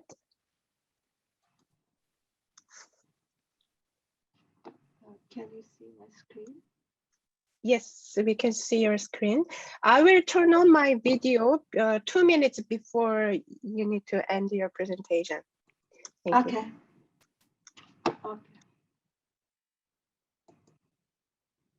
Okay. First, I would like to thank ADBI for giving me this opportunity and also for Saiful and team for their presentation. So to begin with my comments. Overall, the paper is written well, and it covers the pertinent issue which is timely. Since this topic covers the heterogeneous impact of climate change in the different administrative zones of Bangladesh, the findings could be useful for research and development leaders, including policymakers. Paper is rich in content. However, there is lots of scope for improvement to make it read well and understood well by organizing the paper, focusing on the important issues. I felt that there are lots of information, but they're not organized well. So proper paragraphing throughout the paper is required, and especially in the discussion section, so that the readers could understand what the author is trying to say. And overall proofreading can improve the paper a lot because there are some inconsistencies and some grammatical errors and long sentences. So proofreading can help to improve the paper. Now I will go to each section and give my comments.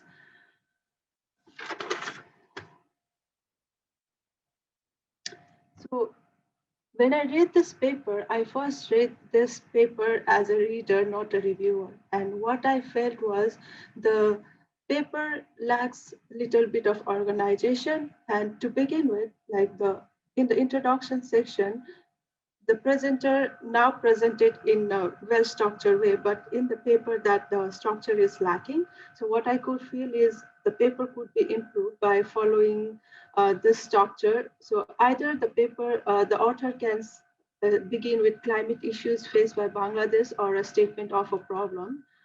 And what has been done so far with the evidence and by whom, and then he can write his research gap, write the research gap he has found and set research question and or hypothesis, and what approach author adopted to address this gap. So maybe 1 or 2 sentences in this, and what is the contribution of the paper or novelty of paper.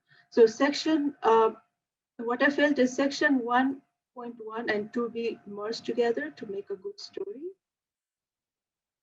And in the materials and methods section, author has written about the control and treatment group somewhere in the paragraph, and he has shown it in a graph. But for a person like me, who is not from Bangladesh or who is not familiar with Bangladesh administrative divisions, it is difficult to follow.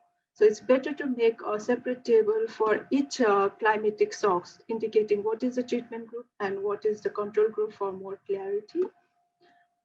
In the paper, what I felt was the information on climate shocks faced in the study areas are lacking. So I got confused whether the approach the author is using is suitable or not.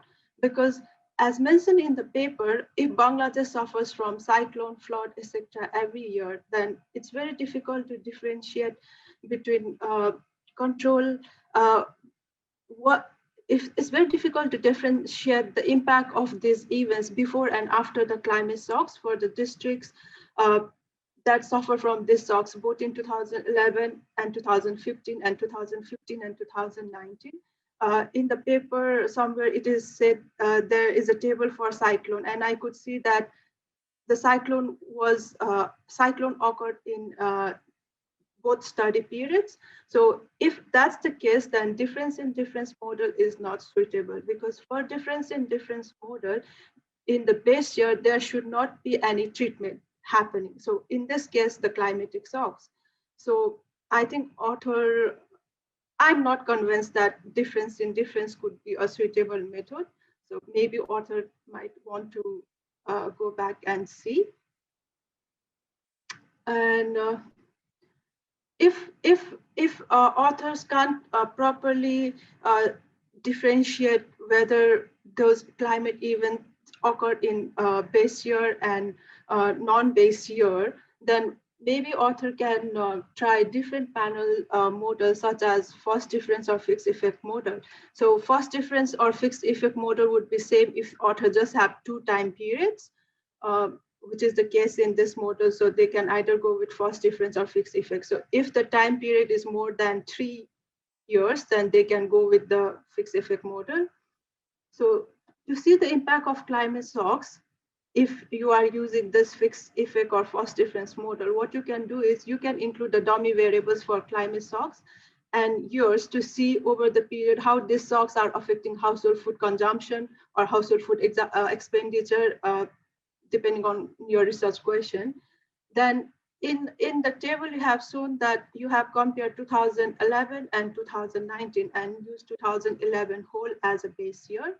So if you do that, again, that is not the difference in difference model. And I also feel that you need to recheck your hypothesis, whether it has been mentioned correctly or not. The hypothesis you mentioned in page 12 in your paper. If you are going with the hypothesis you have mentioned, then the interpretation of hypothesis you have done in page 17 would be conflicting. So maybe you might need to go back and recheck that. And coming to the covariate use, so in the table you have both dependency ratio and active members. Since dependency ratio is calculated as a number of dependent population divided by active members, they become correlated. So you can't use both in the model. Maybe you can decide which one is more suitable for the model and include one. And since you have used 2011 as a control group, this comment will be more related to that. It becomes a first difference model. So if you are using first difference model, you cannot use the variables that do not change over time. So for example, you have gender and education, which may not change, or even if it changes, like the percentage change would be very less. So to cover that, you might need to have a very large data set to see the impact of those changes in your Y variable. And similarly, age increases constantly over time. So you cannot say that, okay, this is happening because of change in the age of household. So I don't think these variables make much sense if you are comparing 2011 and 2019. And in the discussion and conclusion sections, what I felt was you have started with the introduction section and then you have written your discussion. So you might not need to do that. Instead, you can summarize, compare and contrast your result with other studies, which you have done in paper, but it can be improved. And then set theoretical and practical implications of your findings. And in conclusion, it's better to link your findings and then give the policy suggestion, rather than just giving the general policy suggestion. What I felt, the policy suggestions you give are required, whether there is those climatic shocks or not, to move with the changing environment and to feed the growing population. So maybe you can be more focused with what you found depending on your covariates use, and say what policy suggestion can be used to improve the situation better.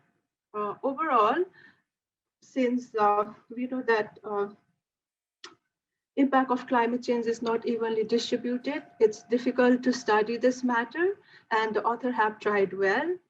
And yes, but I think little improvement is needed, and I suggest to recheck the methodology to improve the paper further. Thank you.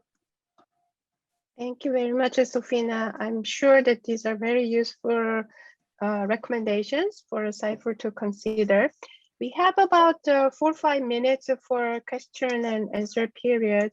Is there anyone who have questions? Dr. Kumar said it is quite common to observe that climate extreme episodes paralyze life and agricultural activities in particular. Can you mention any additional crisis that happens in Bangladesh due to climate extreme situation? Mr. Islam, you can answer to, oh, sorry, just let's collect one more question. Dil, go ahead. Yeah, thank you, Sunny. Thank you, Saiful, and thank you, Sofina. I think both of you did a great job. And I would like to also echo what Sofina had said. I'd read your paper a few times in the sense that there's lots of room for improvement, particularly when you look at the flow. But one of the things that I would also like to again strongly comment is that to link your policy recommendations to the finding and not put a blanket recommendations that comes to your mind. So, but basically on the basis of findings.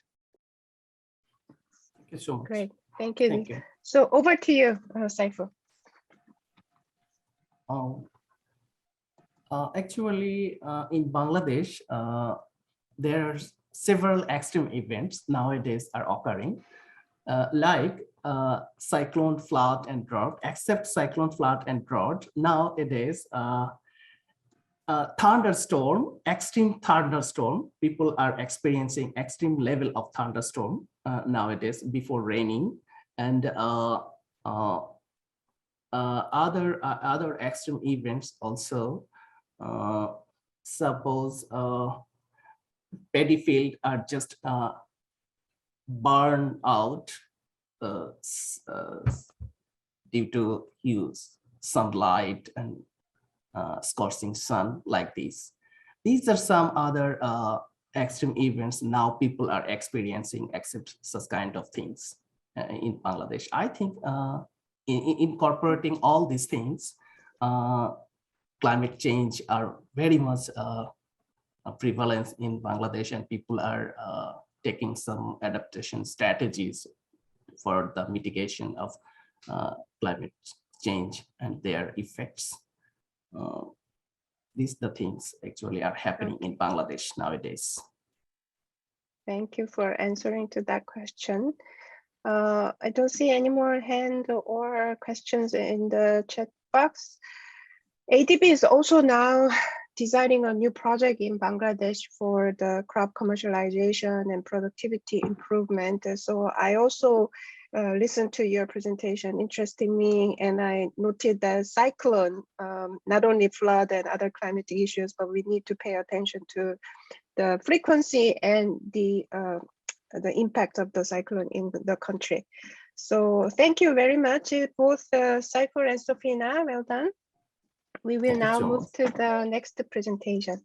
Thank you so much. Okay, so next one is smallholder adaptation to flood risk, adoption and impact of Swarna sub-1 in Eastern India. The presenter is Prabhakaran. Mr. Prabhakaran Raghu is a PhD scholar from the Department of Policy Studies at the Terry School of Advanced Studies in New Delhi, India. His PhD thesis focuses on the weather shocks, adaptation, and impact on rice producers. He's also trained socio-economist and currently employed with the Erie South Asia Regional Center in Uttar Pradesh, India. He conducts rigorous research on poverty and development challenges amongst the smallholder farmers and tribal communities in India and Bangladesh. His current research areas include climate change adaptation, technology dissemination, and impact assessment, as well agriculture nutrition linkages and experimental economics and non-market valuation techniques. So warm welcome to Prabhakaran, and please go ahead with your presentation. Thanks, Kim, for a wonderful introduction.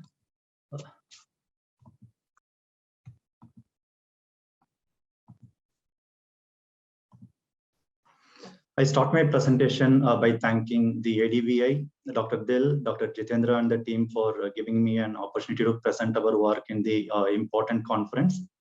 The topic of my presentation is on smallholder adaptation to flood risk, adoption and impact of Sarna Sabwan in Eastern India.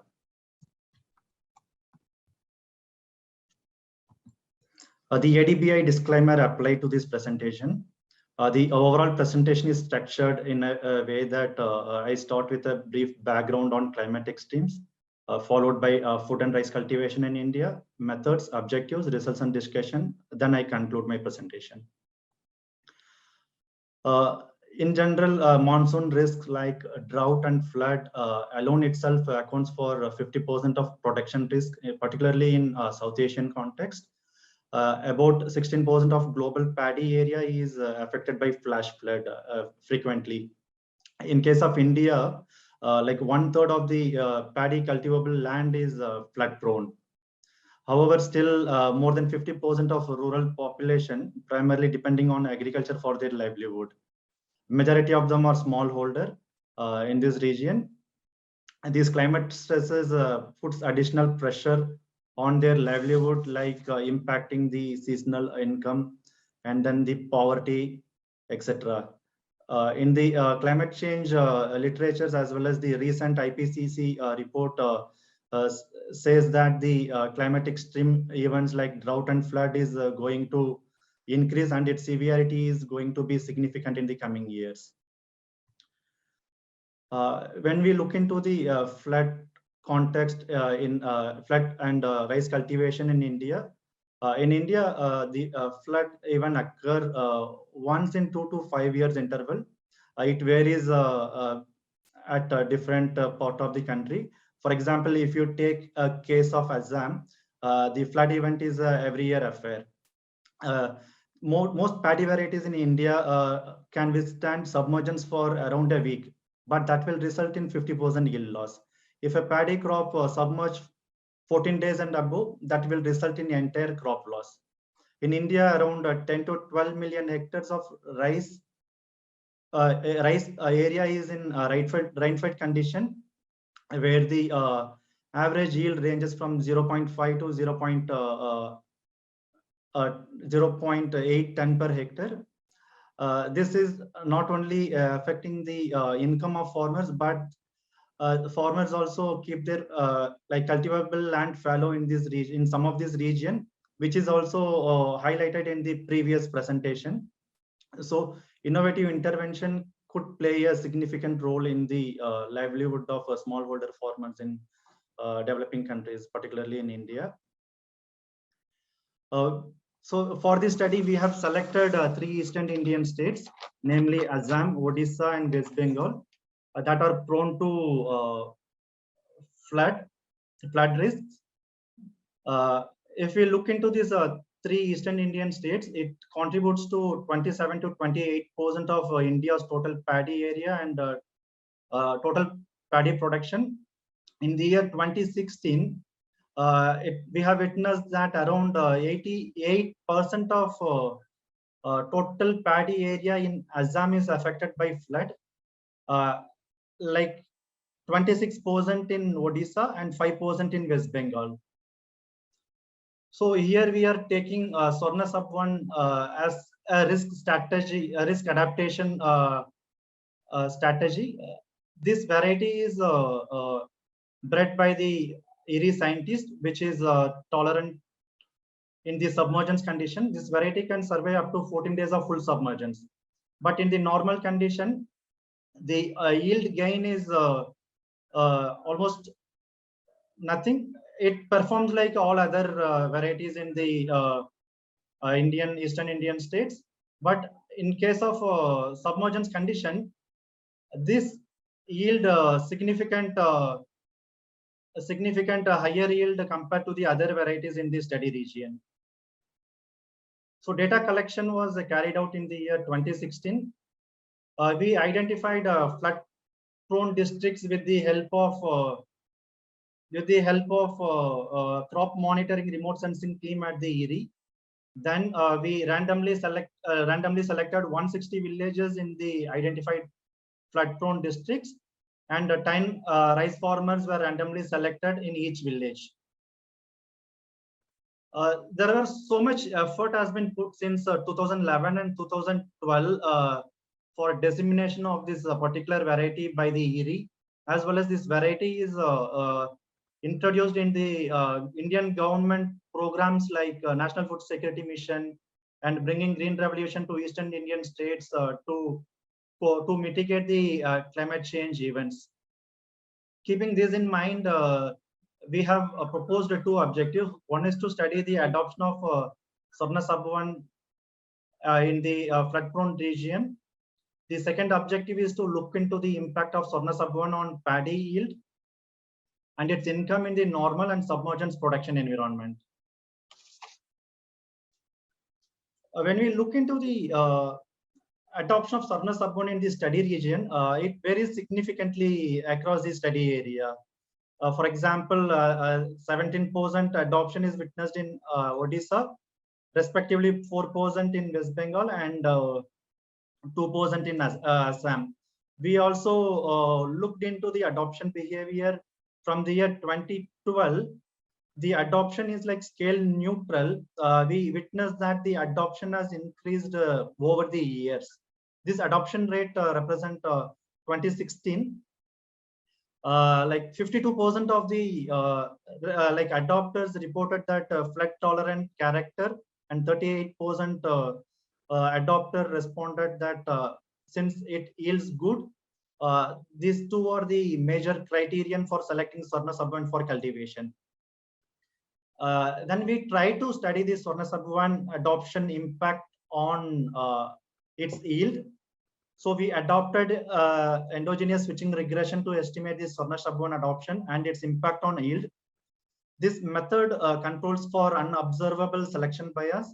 The other thing is that this method will run two simultaneous equation at the same time, which is adoption equation and the outcome equation, which is yield in our case. So the equation one represent the determinants of Swarna Sabwan adoption, which can be called as selection equation. Here, the Swarna Sabwan adoption on yield, that regime one, its impact of impact on the adopters, and regime two is the impact on the non-adopters, which can be called as outcome equation. What I have done, I have put the regression estimates in two slides for its visibility. First thing is that we confirm that whether the adoption of endogenous switching regression is appropriate model to estimate this adoption and its impact on yield. We observe that the correlation covariance matrix, which is mentioned here, like pi I, which is negative and significant. The significant show like explains that the observable and unobservable characters influence the selection decision as well as the outcome decision, and the negative sign shows that there is a positive selection bias. So hence we confirm that the adoption of endogenous switching regression is an appropriate model for this estimation. First, we'll look into the determinants of Swarna Sabwan adoption. We can see that the likelihood of Swarna Sabwan adoption is more with the educated farmers compared to the non-literate farmers. And when the primary occupation of the household is agriculture, then the likelihood of adoption is higher compared to the non-agriculture labor. So here we can see that when the household annual income is negatively influencing the adoption behavior, which could be possibly because of the high income household could have multiple income sources, or they could have more fertile land. So their interest on Sarna Sabban adoption is lower compared to the low income households. The credit is positive and significant with respect to the adoption behavior. With respect to credit,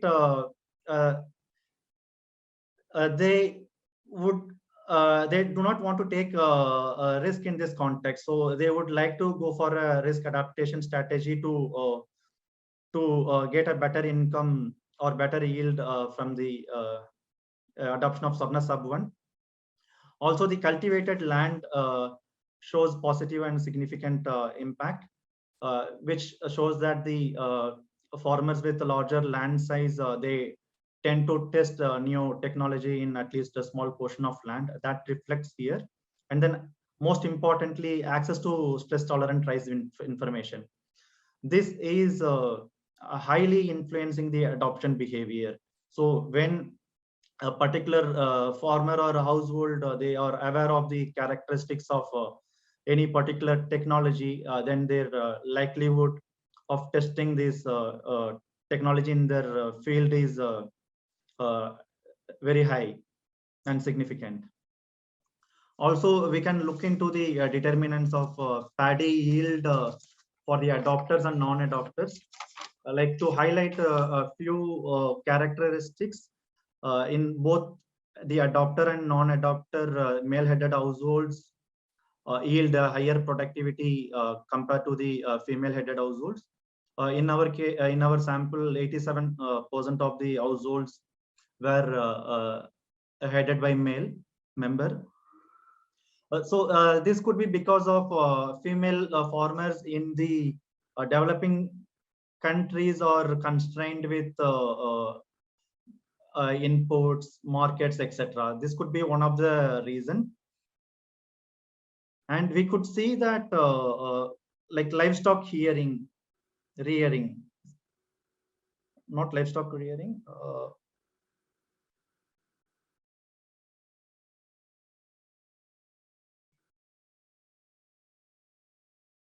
Also, with respect to social group, we could see that in case of adoption, like backward caste, like other backward caste and scheduled caste, we could see the adoption is higher. At the same time, when you look into the yield of adopters as well as non-adopters, the forward caste households yield better yield compared to the backward caste groups.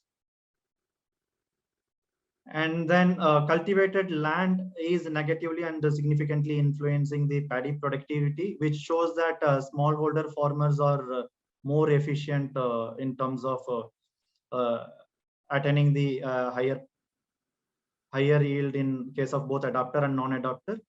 Following the endogenous switching regression, we estimated treatment effect. This table shows the 4 scenarios, like 2 observed scenarios, which is adopter to adopt, non-adopters not to adopt, and 2 counterfactual scenarios. If the adopter decides to not adopt, what will be the condition? If non-adopters decide to adopt, then what will be the condition in terms of attaining the paddy yield? The treatment effect shows that when the adopter adopted the Swarna Sub 1, he has gained additional yield of 0.910 per hectare. At the same time, if the not adopter, if they could have adopted this variety, they could have attained additional yield gain of 110 per hectare. The heterogeneity effect shows that the deviation in yield between the adopter and non-adopter, which is explained by unobservable character. Then we also try to test the robustness check by doing different treatment effects. The column 2 shows that the production environment, whether the paddy plot is under submergence condition or normal condition, and column 3 shows that the potential, like mean yield of non-adopters. Column 4 to 7 shows the treatment effect of the adopters. So what we have witnessed here, the Sorna-Sabban adoption in submergence and normal condition in terms of yield and net income, it has a positive impact. However, the advantage, yield advantage, is higher in the submergence condition. In case of paddy yield, we could see that more than 45% additional benefit is by Sorna-Sabban adopters compared to other varieties in the submergence condition than normal condition. At the same time, the net income is like Sorna-Sabban adopters obtained additional 60% of net income in the submergence condition compared to normal condition than other varieties in the study region. So in general, it is very important for any technological intervention to study the adoption behavior, so that if the adoption is not going in a better pathway, then we should understand and like we should aim to increase the adoption rate. So from this study, we have observed like 3 key findings.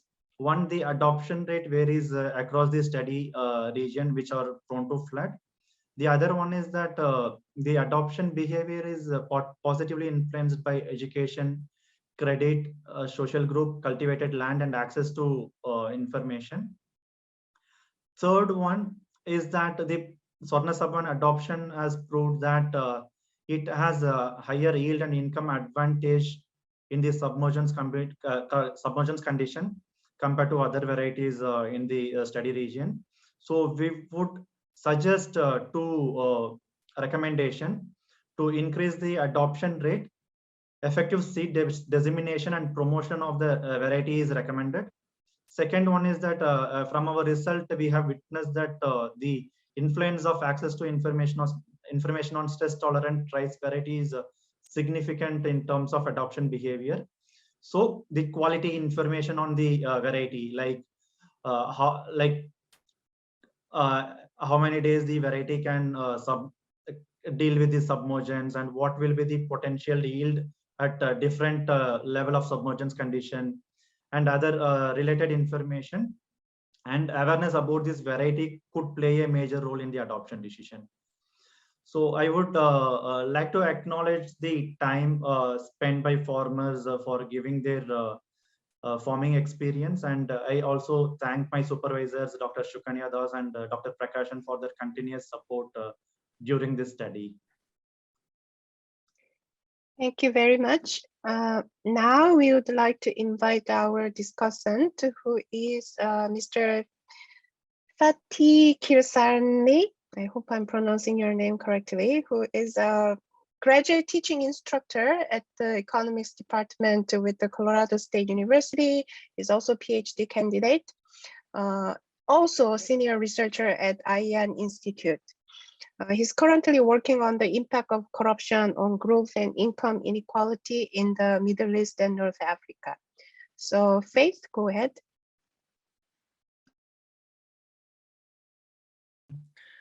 Thank you very much for the opportunity by the ADBI, Dr. Panharot and Dr. Dil.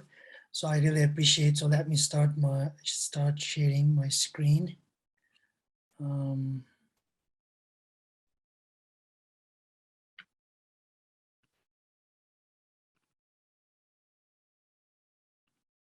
Can you see my screen clearly?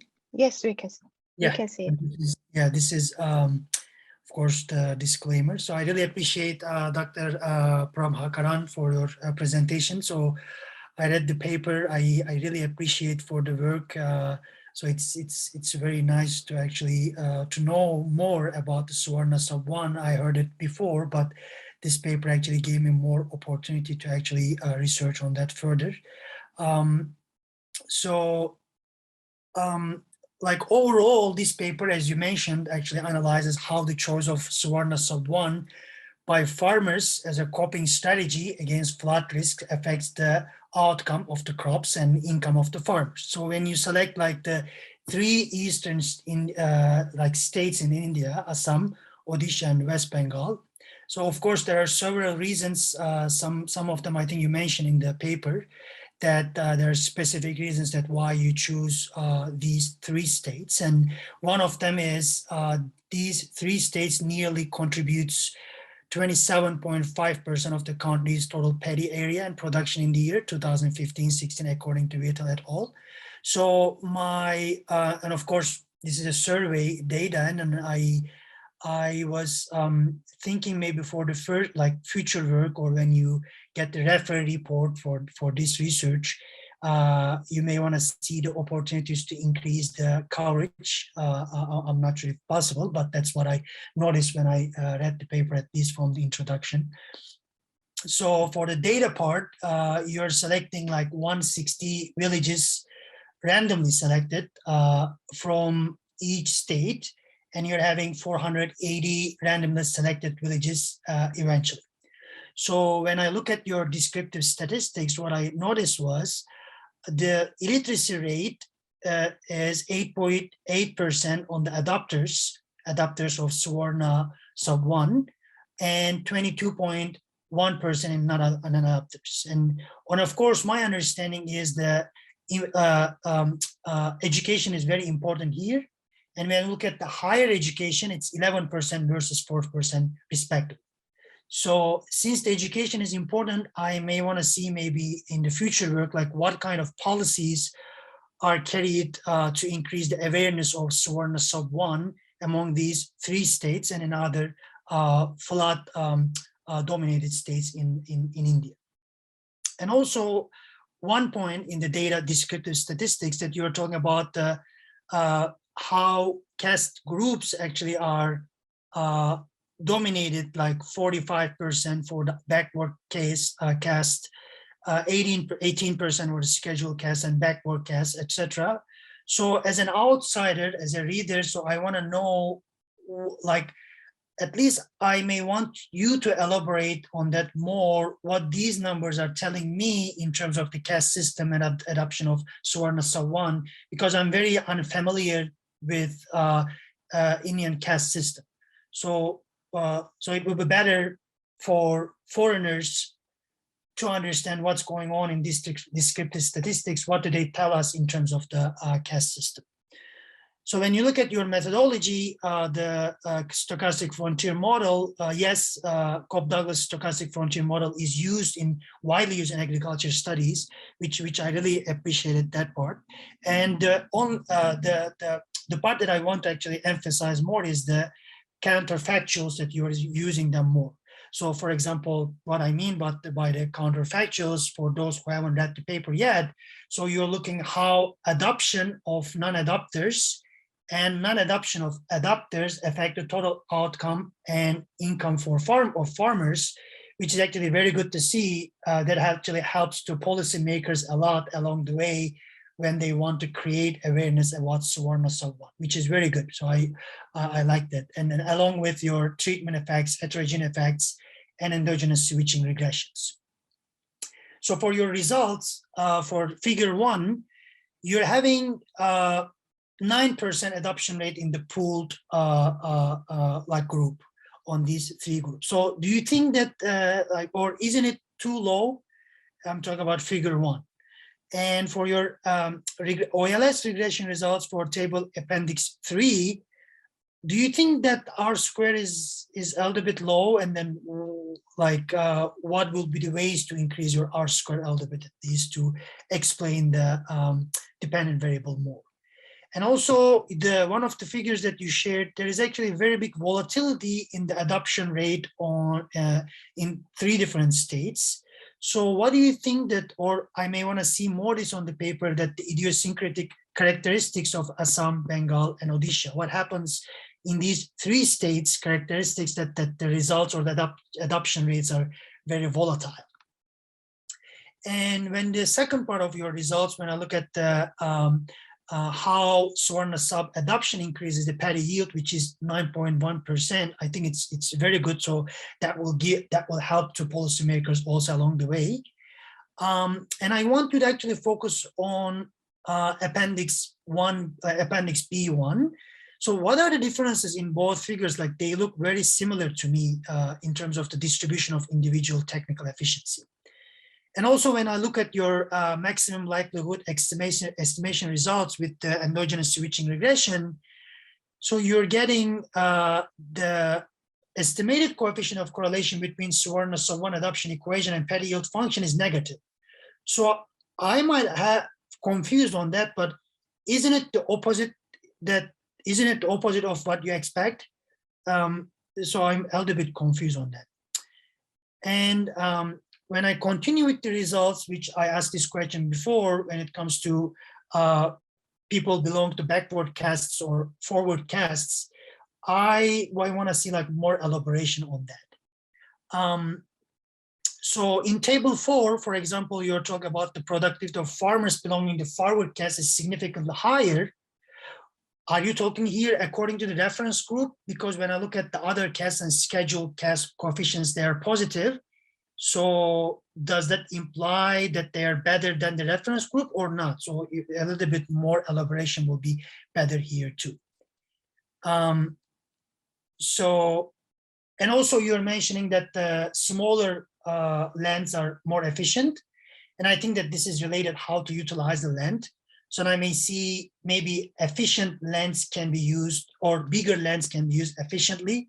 So what will be the determinants here needed to achieve this in India? Maybe the role of institutions, which I'm pretty much interested. About the counterfactuals, which I already emphasized, this is important results for the policymakers.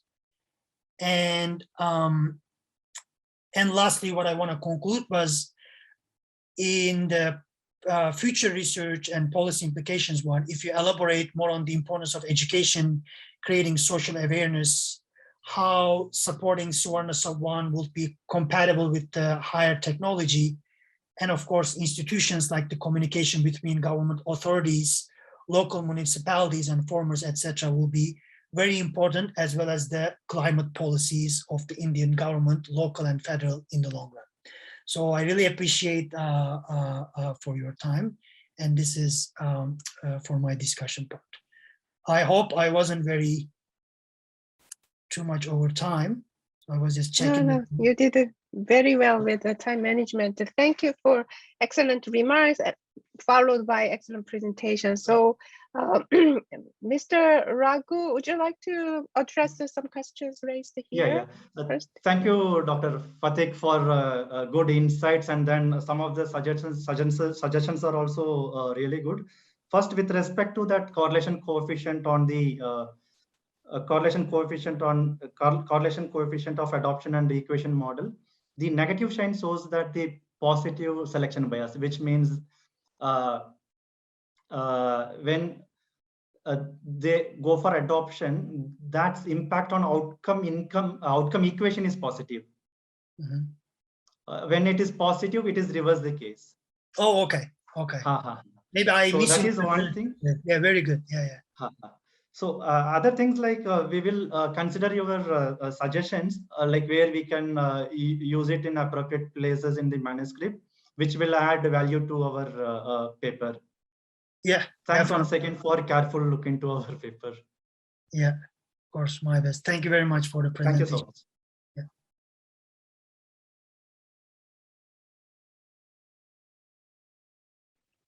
Do we have any other questions? I don't see any hands or no more questions in the chat box. Yes, okay. Again, ADB also works in India, and we invest in the flood risk management and also the irrigation. So actually, only by just educating and telling about what more flood resilient varieties, what impact it have, and what are the challenges, by more like getting to know of what's existing there. That was a very interesting point. And the social groups' impact and their behavior is also, I find it very interesting, and I noted. So thank you for this presentation. Thank you, Kim. We will now, thank you. We will Can move I to can I the, just ask one question to? Would you mind? Sure, dear. Yeah, go ahead. Yeah, Karan, like yeah, it's very interesting presentations, and what you are trying to do is very important for Asia, particularly because we are dependent on rice, like like South Asia, Southeast Asia. Could you, based on your work, and also you're working for IRI, so based on that, could you provide some recommendations for the larger rice producing countries? Yes, we can address like both drought and flood situation in the rice environment. So that can be done. So here we mostly work on mostly their focus is on breeding aspect, like developing the stress tolerant rice varieties. We have witnessed in case of India and Bangladesh. In Bangladesh also prone to submergence and flood conditions, where the similar variety is released, and it is also showing a positive response in terms of like good yield gain in terms of the negative environment condition.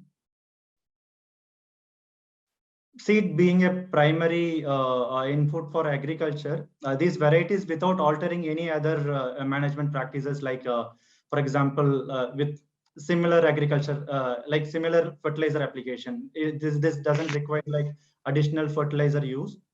By only adopting the variety which doesn't influence the cost of cultivation of the farmers as well.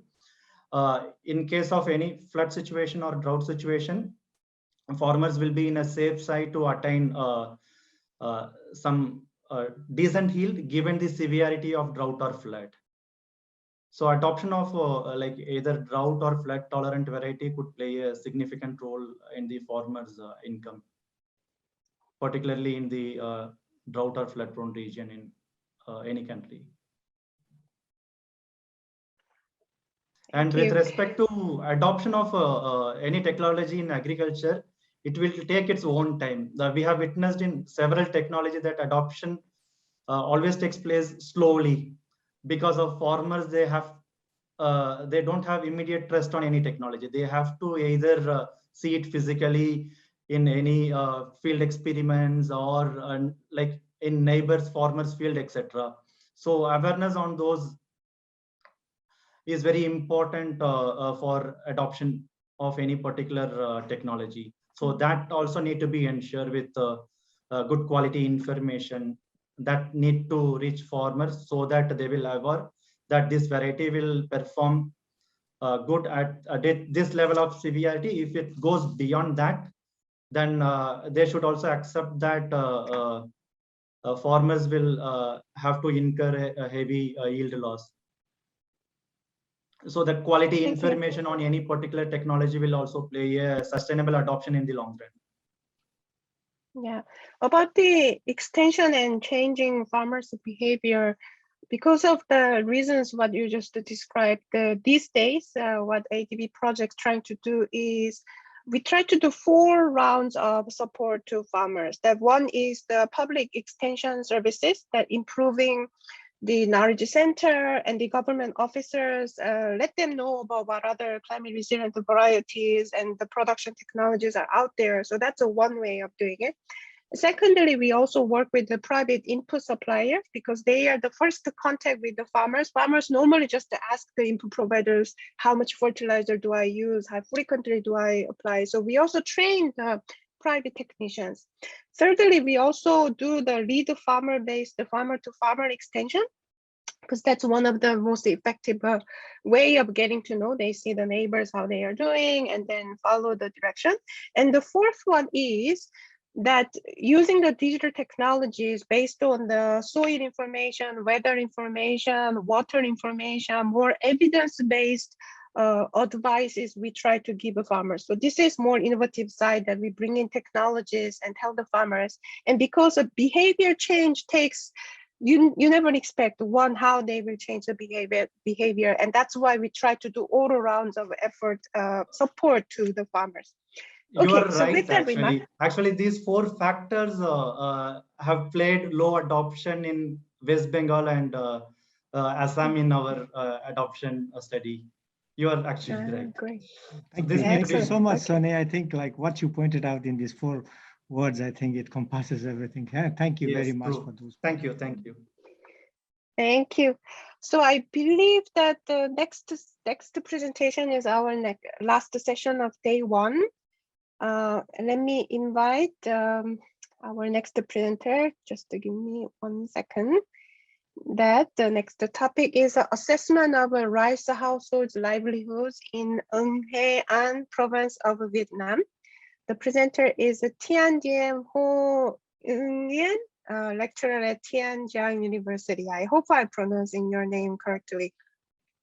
She is the lecturer in the Faculty of Economics and Law, and she has a bachelor's degree from Tien Giang University, Vietnam, and Master's of Arts in International Economics and Finance degree from Chulalongkorn University, Bangkok. I lived in Thailand, but still I can't pronounce it quite well. She has her PhD degree in agribusiness management at Asian Institute of Technology in Thailand. So please take the floor. Thank you. Thank you very much. Now I will share the screen.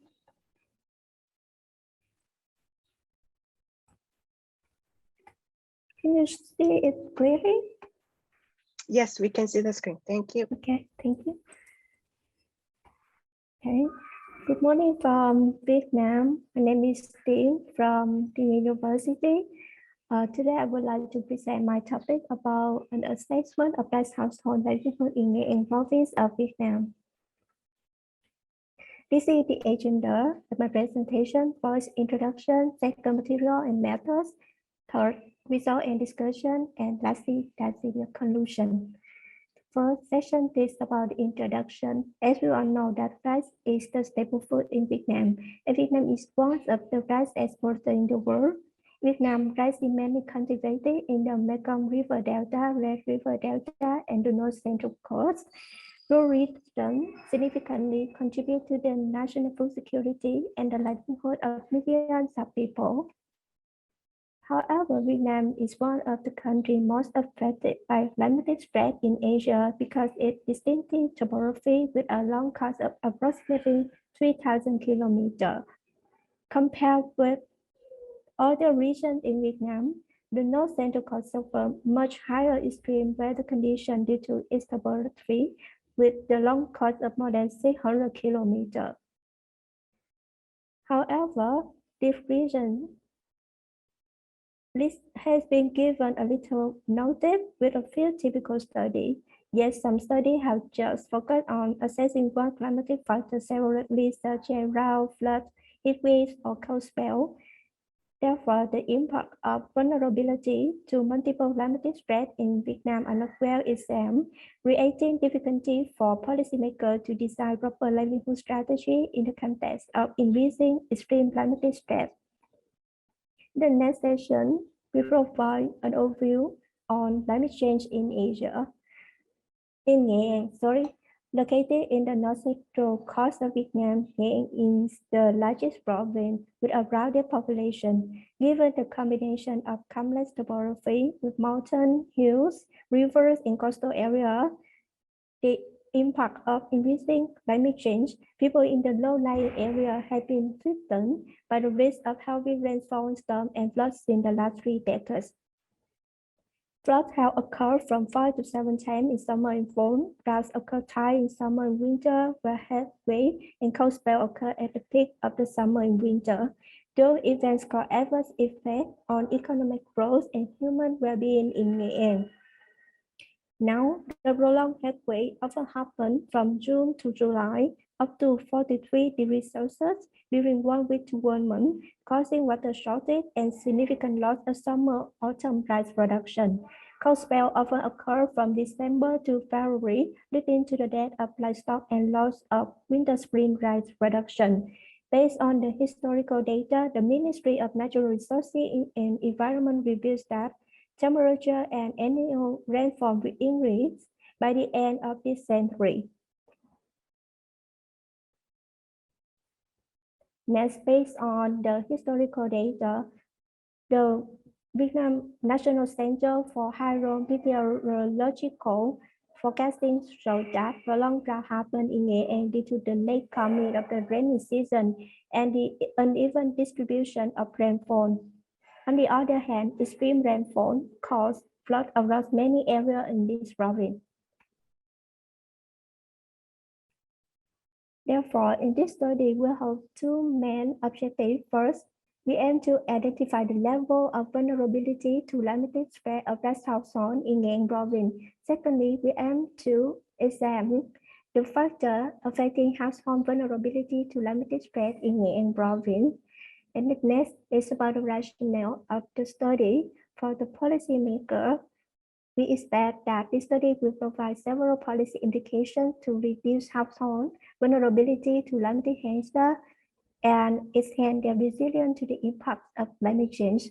Secondly, for researchers, we expect that this study will fill the gap of existing literature on the adverse effect of climate risk and the livelihood vulnerability of that community in Vietnam. In the second session is about the material and methods.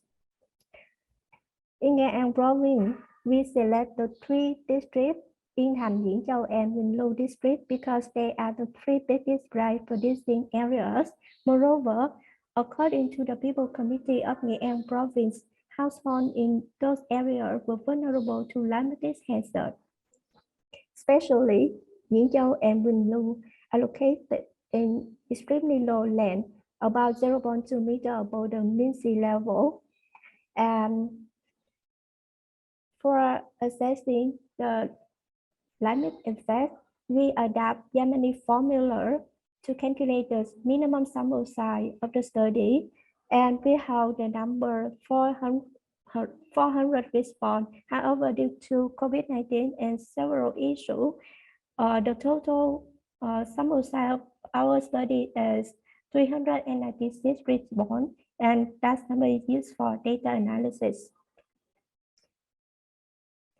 In the next session, is about the method of analysis for assessing household vulnerability to climate spread. We adapt a study by Han et al. 2009 and other previous study, and we use the livelihood vulnerability index with 7 major components, and each major component includes several subcomponents. In this study, we employ 32 subcomponents.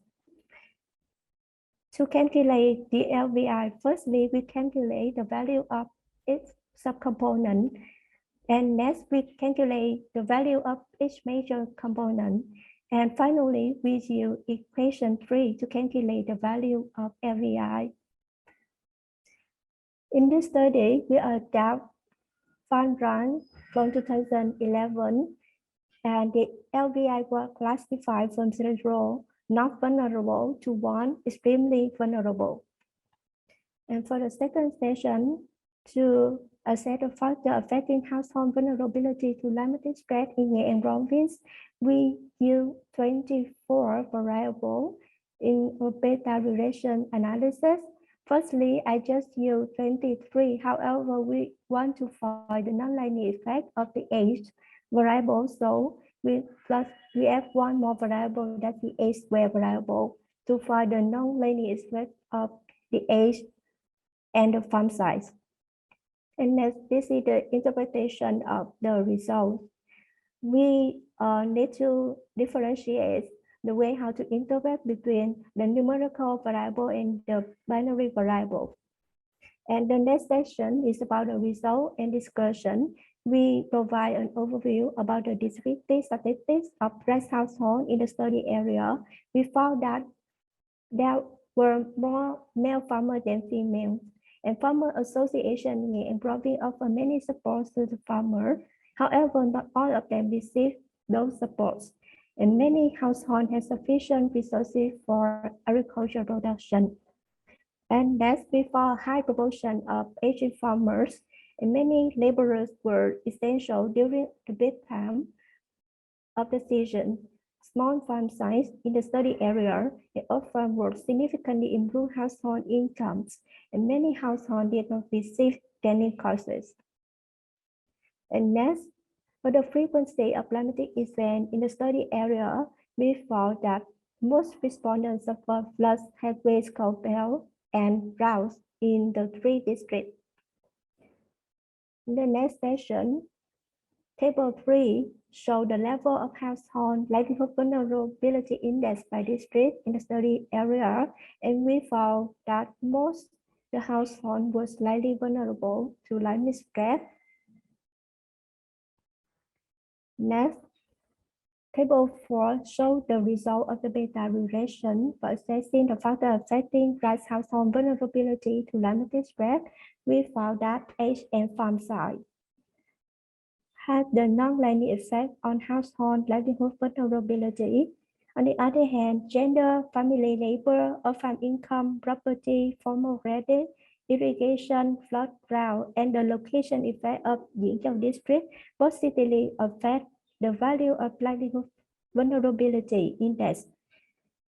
Moreover, education, income sources, cooperative membership, and co-spell negatively affected households' vulnerability.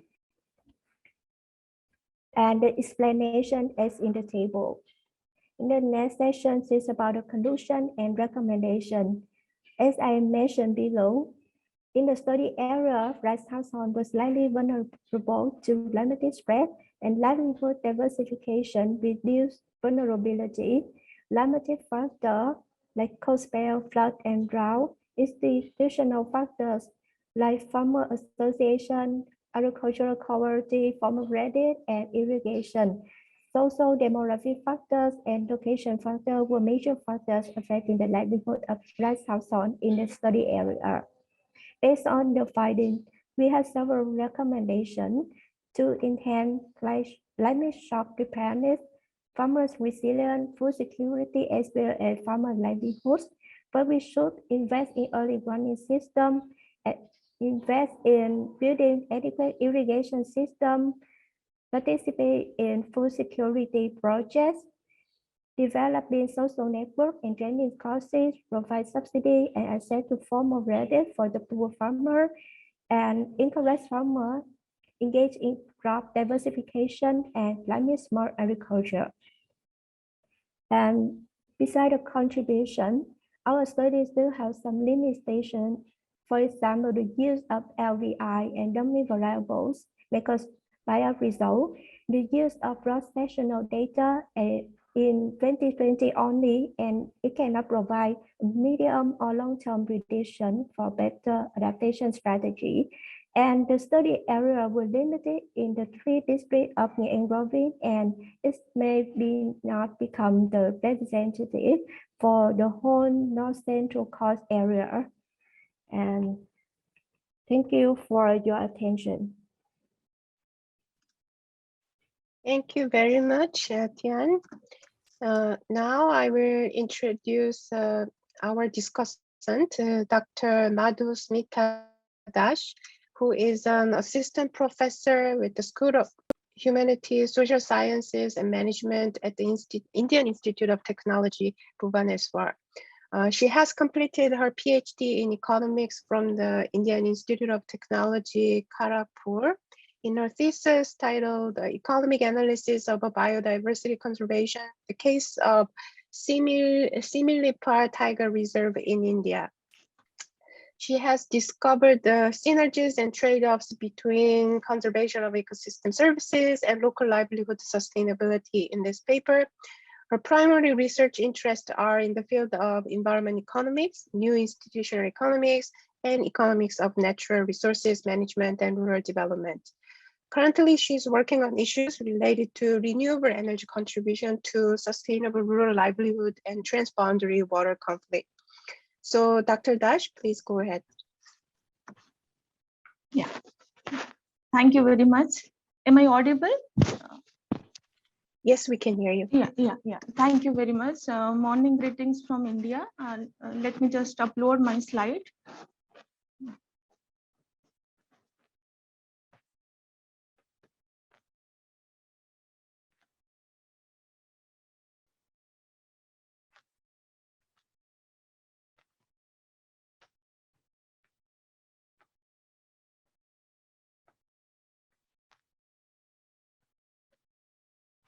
One second.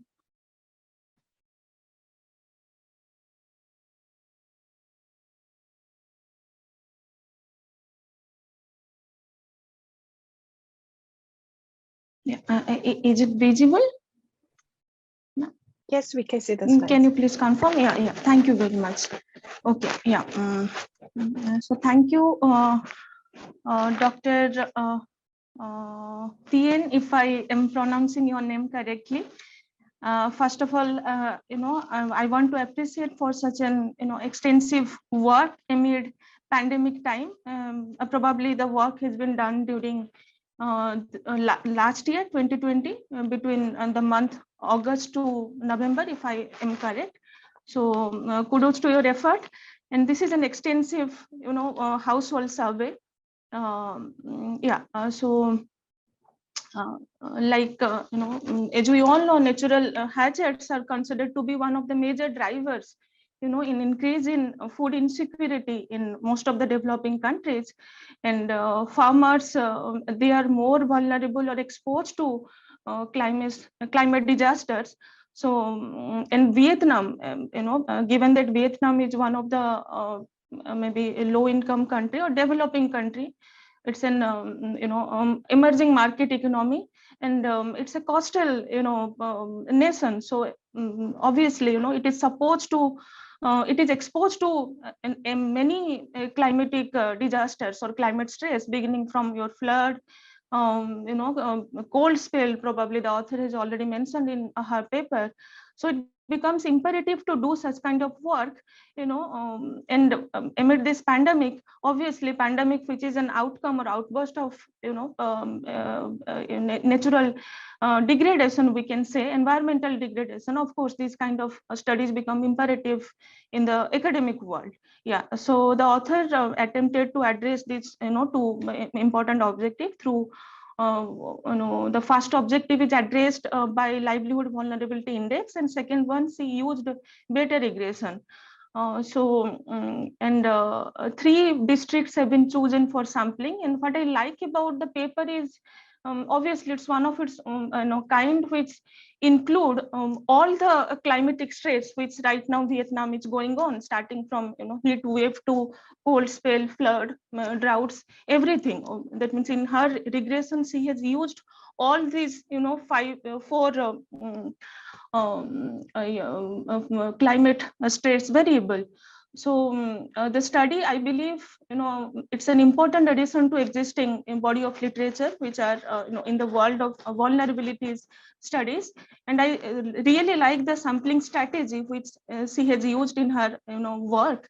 It's a multi-stage sampling, and minutely the household has been chosen for her study.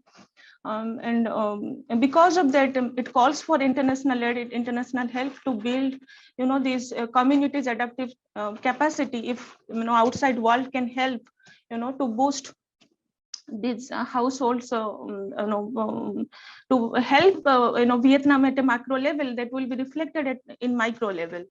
Fine. I thoroughly enjoyed reading this paper. Yes, so I have some observation, or I would say a few reflections on the paper. Right now our organization is doing a similar kind of study in India by taking 4 climate vulnerable districts of India, and how one employment generating program. It's one of the world's employment generating program, that is Mahatma Gandhi Rural Employment Guarantee Scheme, that can help in reducing vulnerability in these 3 climate vulnerable states of India. Yeah. So in that similar line, on the basis of few knowledge and few experience, I would say, these are my few observations, and I may be wrong. Maybe the author can throw more light on that.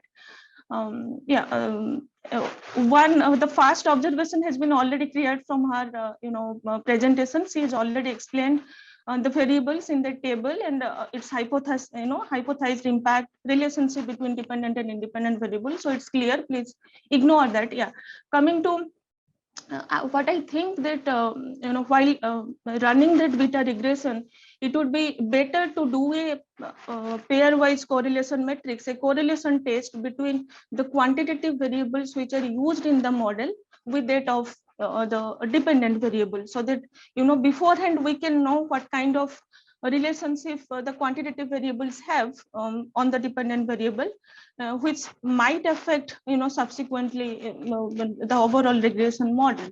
Yeah. Yeah, then one of the, I would say, maybe probably important observation what I find in the paper is the vulnerability limits which are set by, not by the authors. I believe author has borrowed this criteria from a previous work. Okay, she has borrowed that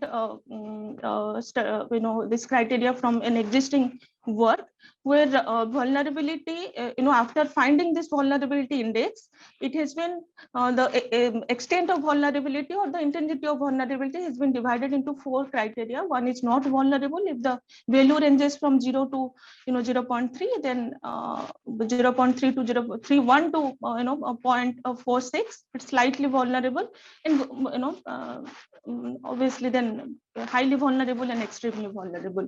Yeah, what I'm saying that then my question is it really correct or wise to use same vulnerability criteria for all 3 districts? Okay, fine, I agree. It's written in the paper that 3 districts has been, they have been chosen from a similar climatic aspect. They are coastal districts, they have similar agroclimatic characteristics, but it would be better to check their socio-economic, demographic and other characteristics. Okay, probably the religious and other factors. Okay, socio-economic factors. So what I'm saying is it correct to use the same standard of vulnerability for all 3 districts, or we can use different criteria for different districts? Yeah, then again the question is, like the 4 criteria the author has used, can't the author use her own vulnerability limit, okay, on the basis of her field experience? There are few studies which I believe they consider vulnerability, this limit setting on the basis of mean value. They calculate the index, vulnerability index with respect to every household. Then they find, they calculate the mean value, or they go for a normality check. Okay, the scattered maybe probably diagram or histogram. They check the data pattern. If the data is following a normal distribution, then it is always better to use either mean, median, mean and median are mostly used to set that limit. That means the index which are below that limit, they are less vulnerable. Okay, and above that, below the limit, they are more vulnerable, and above that, they are less vulnerable, like that. Yeah, I believe the author has used the first, the equation which is written here for her index calculation. Like the index AI stands for the real value, so you are seeing the real index distance from the mean value. Okay, but there are few studies who check the distance of the lowest number, AI minus MI. MI stands for the lowest value, but there are few papers or few studies who check the actual index distance from the highest value. Okay, and here in table 7, if the author can check, author is saying that the result actually shows that all three districts, okay, they comes under slightly vulnerable category. That means almost 75% of the household across all districts, they comes under slightly vulnerable category. Yeah. Then why to go for even second objective, to determine factors affecting household vulnerability, when we already know that households are less vulnerable? Why can't we do the other way around, just the opposite thing? Because households are less vulnerable, we can go for checking the determinants which determine their lack of vulnerability, or the factors determining households resilience towards climate change. That means authors data is showcasing that majority of the household, almost three-fourths of the household, they are less vulnerable to climate shocks. Okay. In this paper, author has suggested policy implications for to reduce vulnerability. What can be done from institutional aspect, from government front, what could have been done to reduce vulnerability? But the thing is, our data is showing households are not that vulnerable. So it would be better to come up with solutions or come up with observation to know their resilience capability, their adaptive capability, even if those districts or that province at a macro level, it is going through so many climate shocks or climate disaster activities, but probably for the last few years, they might have developed adaptive capacity. They have already developed. So it is very interesting to know what kind of adaptive capacity they have already developed, rather than knowing, the factors affecting their vulnerability, when in reality, they are not that vulnerable. Yeah. So this is one of my probably, major observation on the paper. And there are a few other generic observations, like why beta regression, how the author has used her dependent variable. Why only beta regression? Why can't some order logic, hierarchy? What factors, determine increase in vulnerability or reduce in vulnerability? Is there any other regression model, so econometric model, which can be used instead of beta regression? Is there anything? Second one is, yes, we agree these are all microcentric studies, and it has its own limitation, fine, obviously, but can we infer, or can we find out some implications for the country as a whole? Because Vietnam is going through similar across all districts, for all provinces of Vietnam, similar kind of climatic impacts are being observed. So is there any macro level implications of the study? Second one, third one is, who are the eligible beneficiary of the from the implications of the study? Are they decision maker at the, at a government level, or are we talking about local communities? Are you talking about NGOs, or all everybody in all together they can take help of the implications of this result?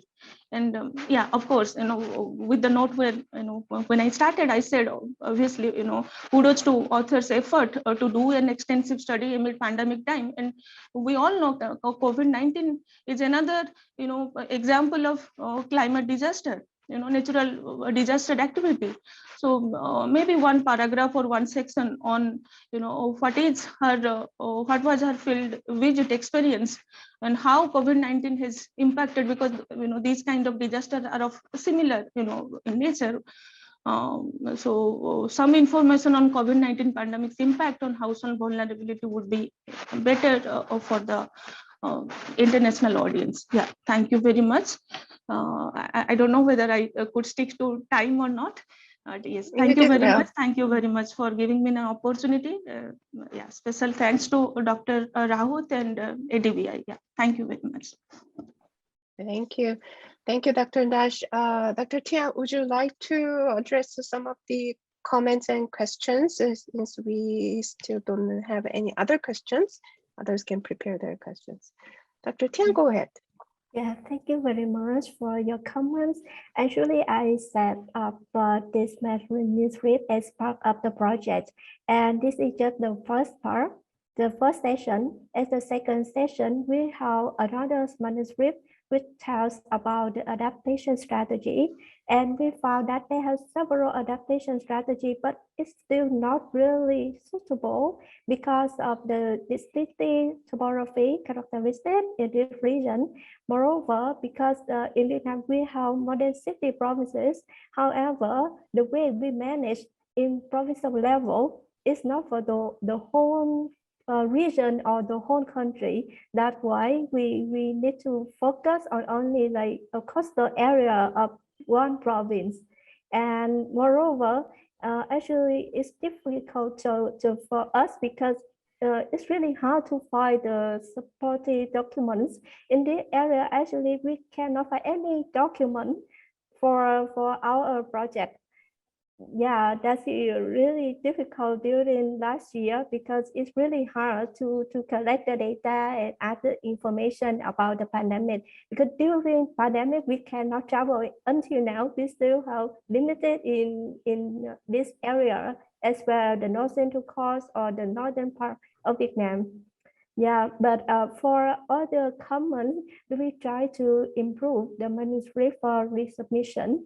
And I will explain more about the use of the LVI as well as the beta relation as for your comment to improve the quality of our manuscript. Thank you very much.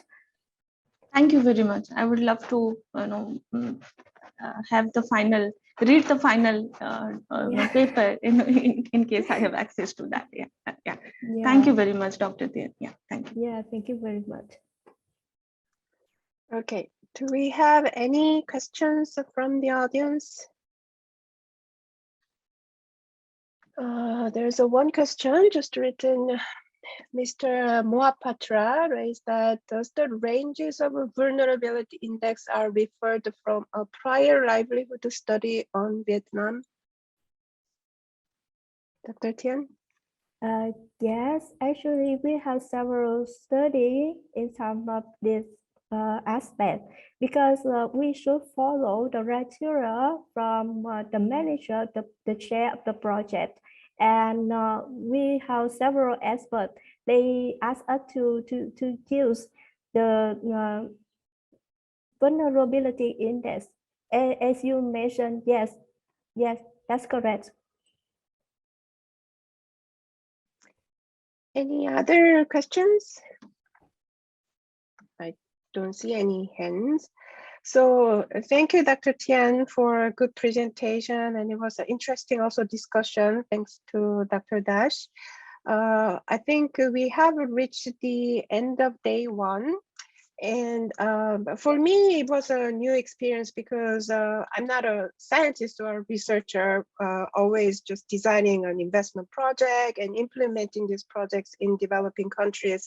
And when we design the project, we do a lot of studies and we use the findings of the papers that the people like you produce. So it was good to interact with the researchers who's behind this scene and get to hear about sharing your discussions. With this, actually one remark I wanted to also make was about the gender. And in South Asia, as ADB also goes in, we do a lot of social baseline surveys and then do the impact studies. And what we find it difficult is when we do the landholder-based studies, it's biased towards male because apparently in a lot of South Asia countries, the landholding belongs to male. And unless the project really tries to intervene and change that, male dominance kind of appears. So in our projects, so what we do is we study the farmer group members and we encourage also female participation, but also the behavior change of the members of the farmer groups instead of the landholders in the target area. So I just wanted to share what we have encountered and what we are doing. So that would be my end of my contribution to this session. And thank you, everybody. It was very good interaction. And over to Dr. Dil. Thank you so much, Sunny. I mean, like you really, chaired the session so well, and you brought in so many experience that you had on the field. Like, like given that you have spent so many years, not only in Asia, but different parts of Asia, as well as Africa. I think you bring very rich knowledge, and you have been able to share with the groups who are mostly academicians. I think your experience was very valuable. We really appreciate. We also appreciate the time that you have taken away from your work to come and share these sessions, and you have shared it so well. I really appreciate. Thank you very much, Sunny. And I'd also like to thank all the participants who presented the paper, who contributed to the discussions. I think the discussions were very fruitful. I don't think you can get such honest feedback when you submit to the journal alone.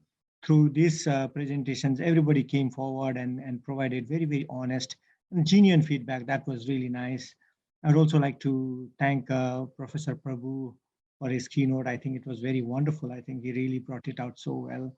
And I would also like to thank my guest editor, Dr. Jitendra, who had been working very actively on this special issue. Yeah, with this, thanks to everyone, I would like to end the session for the day. We look forward to seeing all of you again tomorrow and day after tomorrow. Tomorrow, actually, we have Jean Bali from IRI, International Rights Research Institute, who will be giving a keynote. I think he'll bring in very great information, as we are rights dependent regions, and I'm looking forward to hearing from him.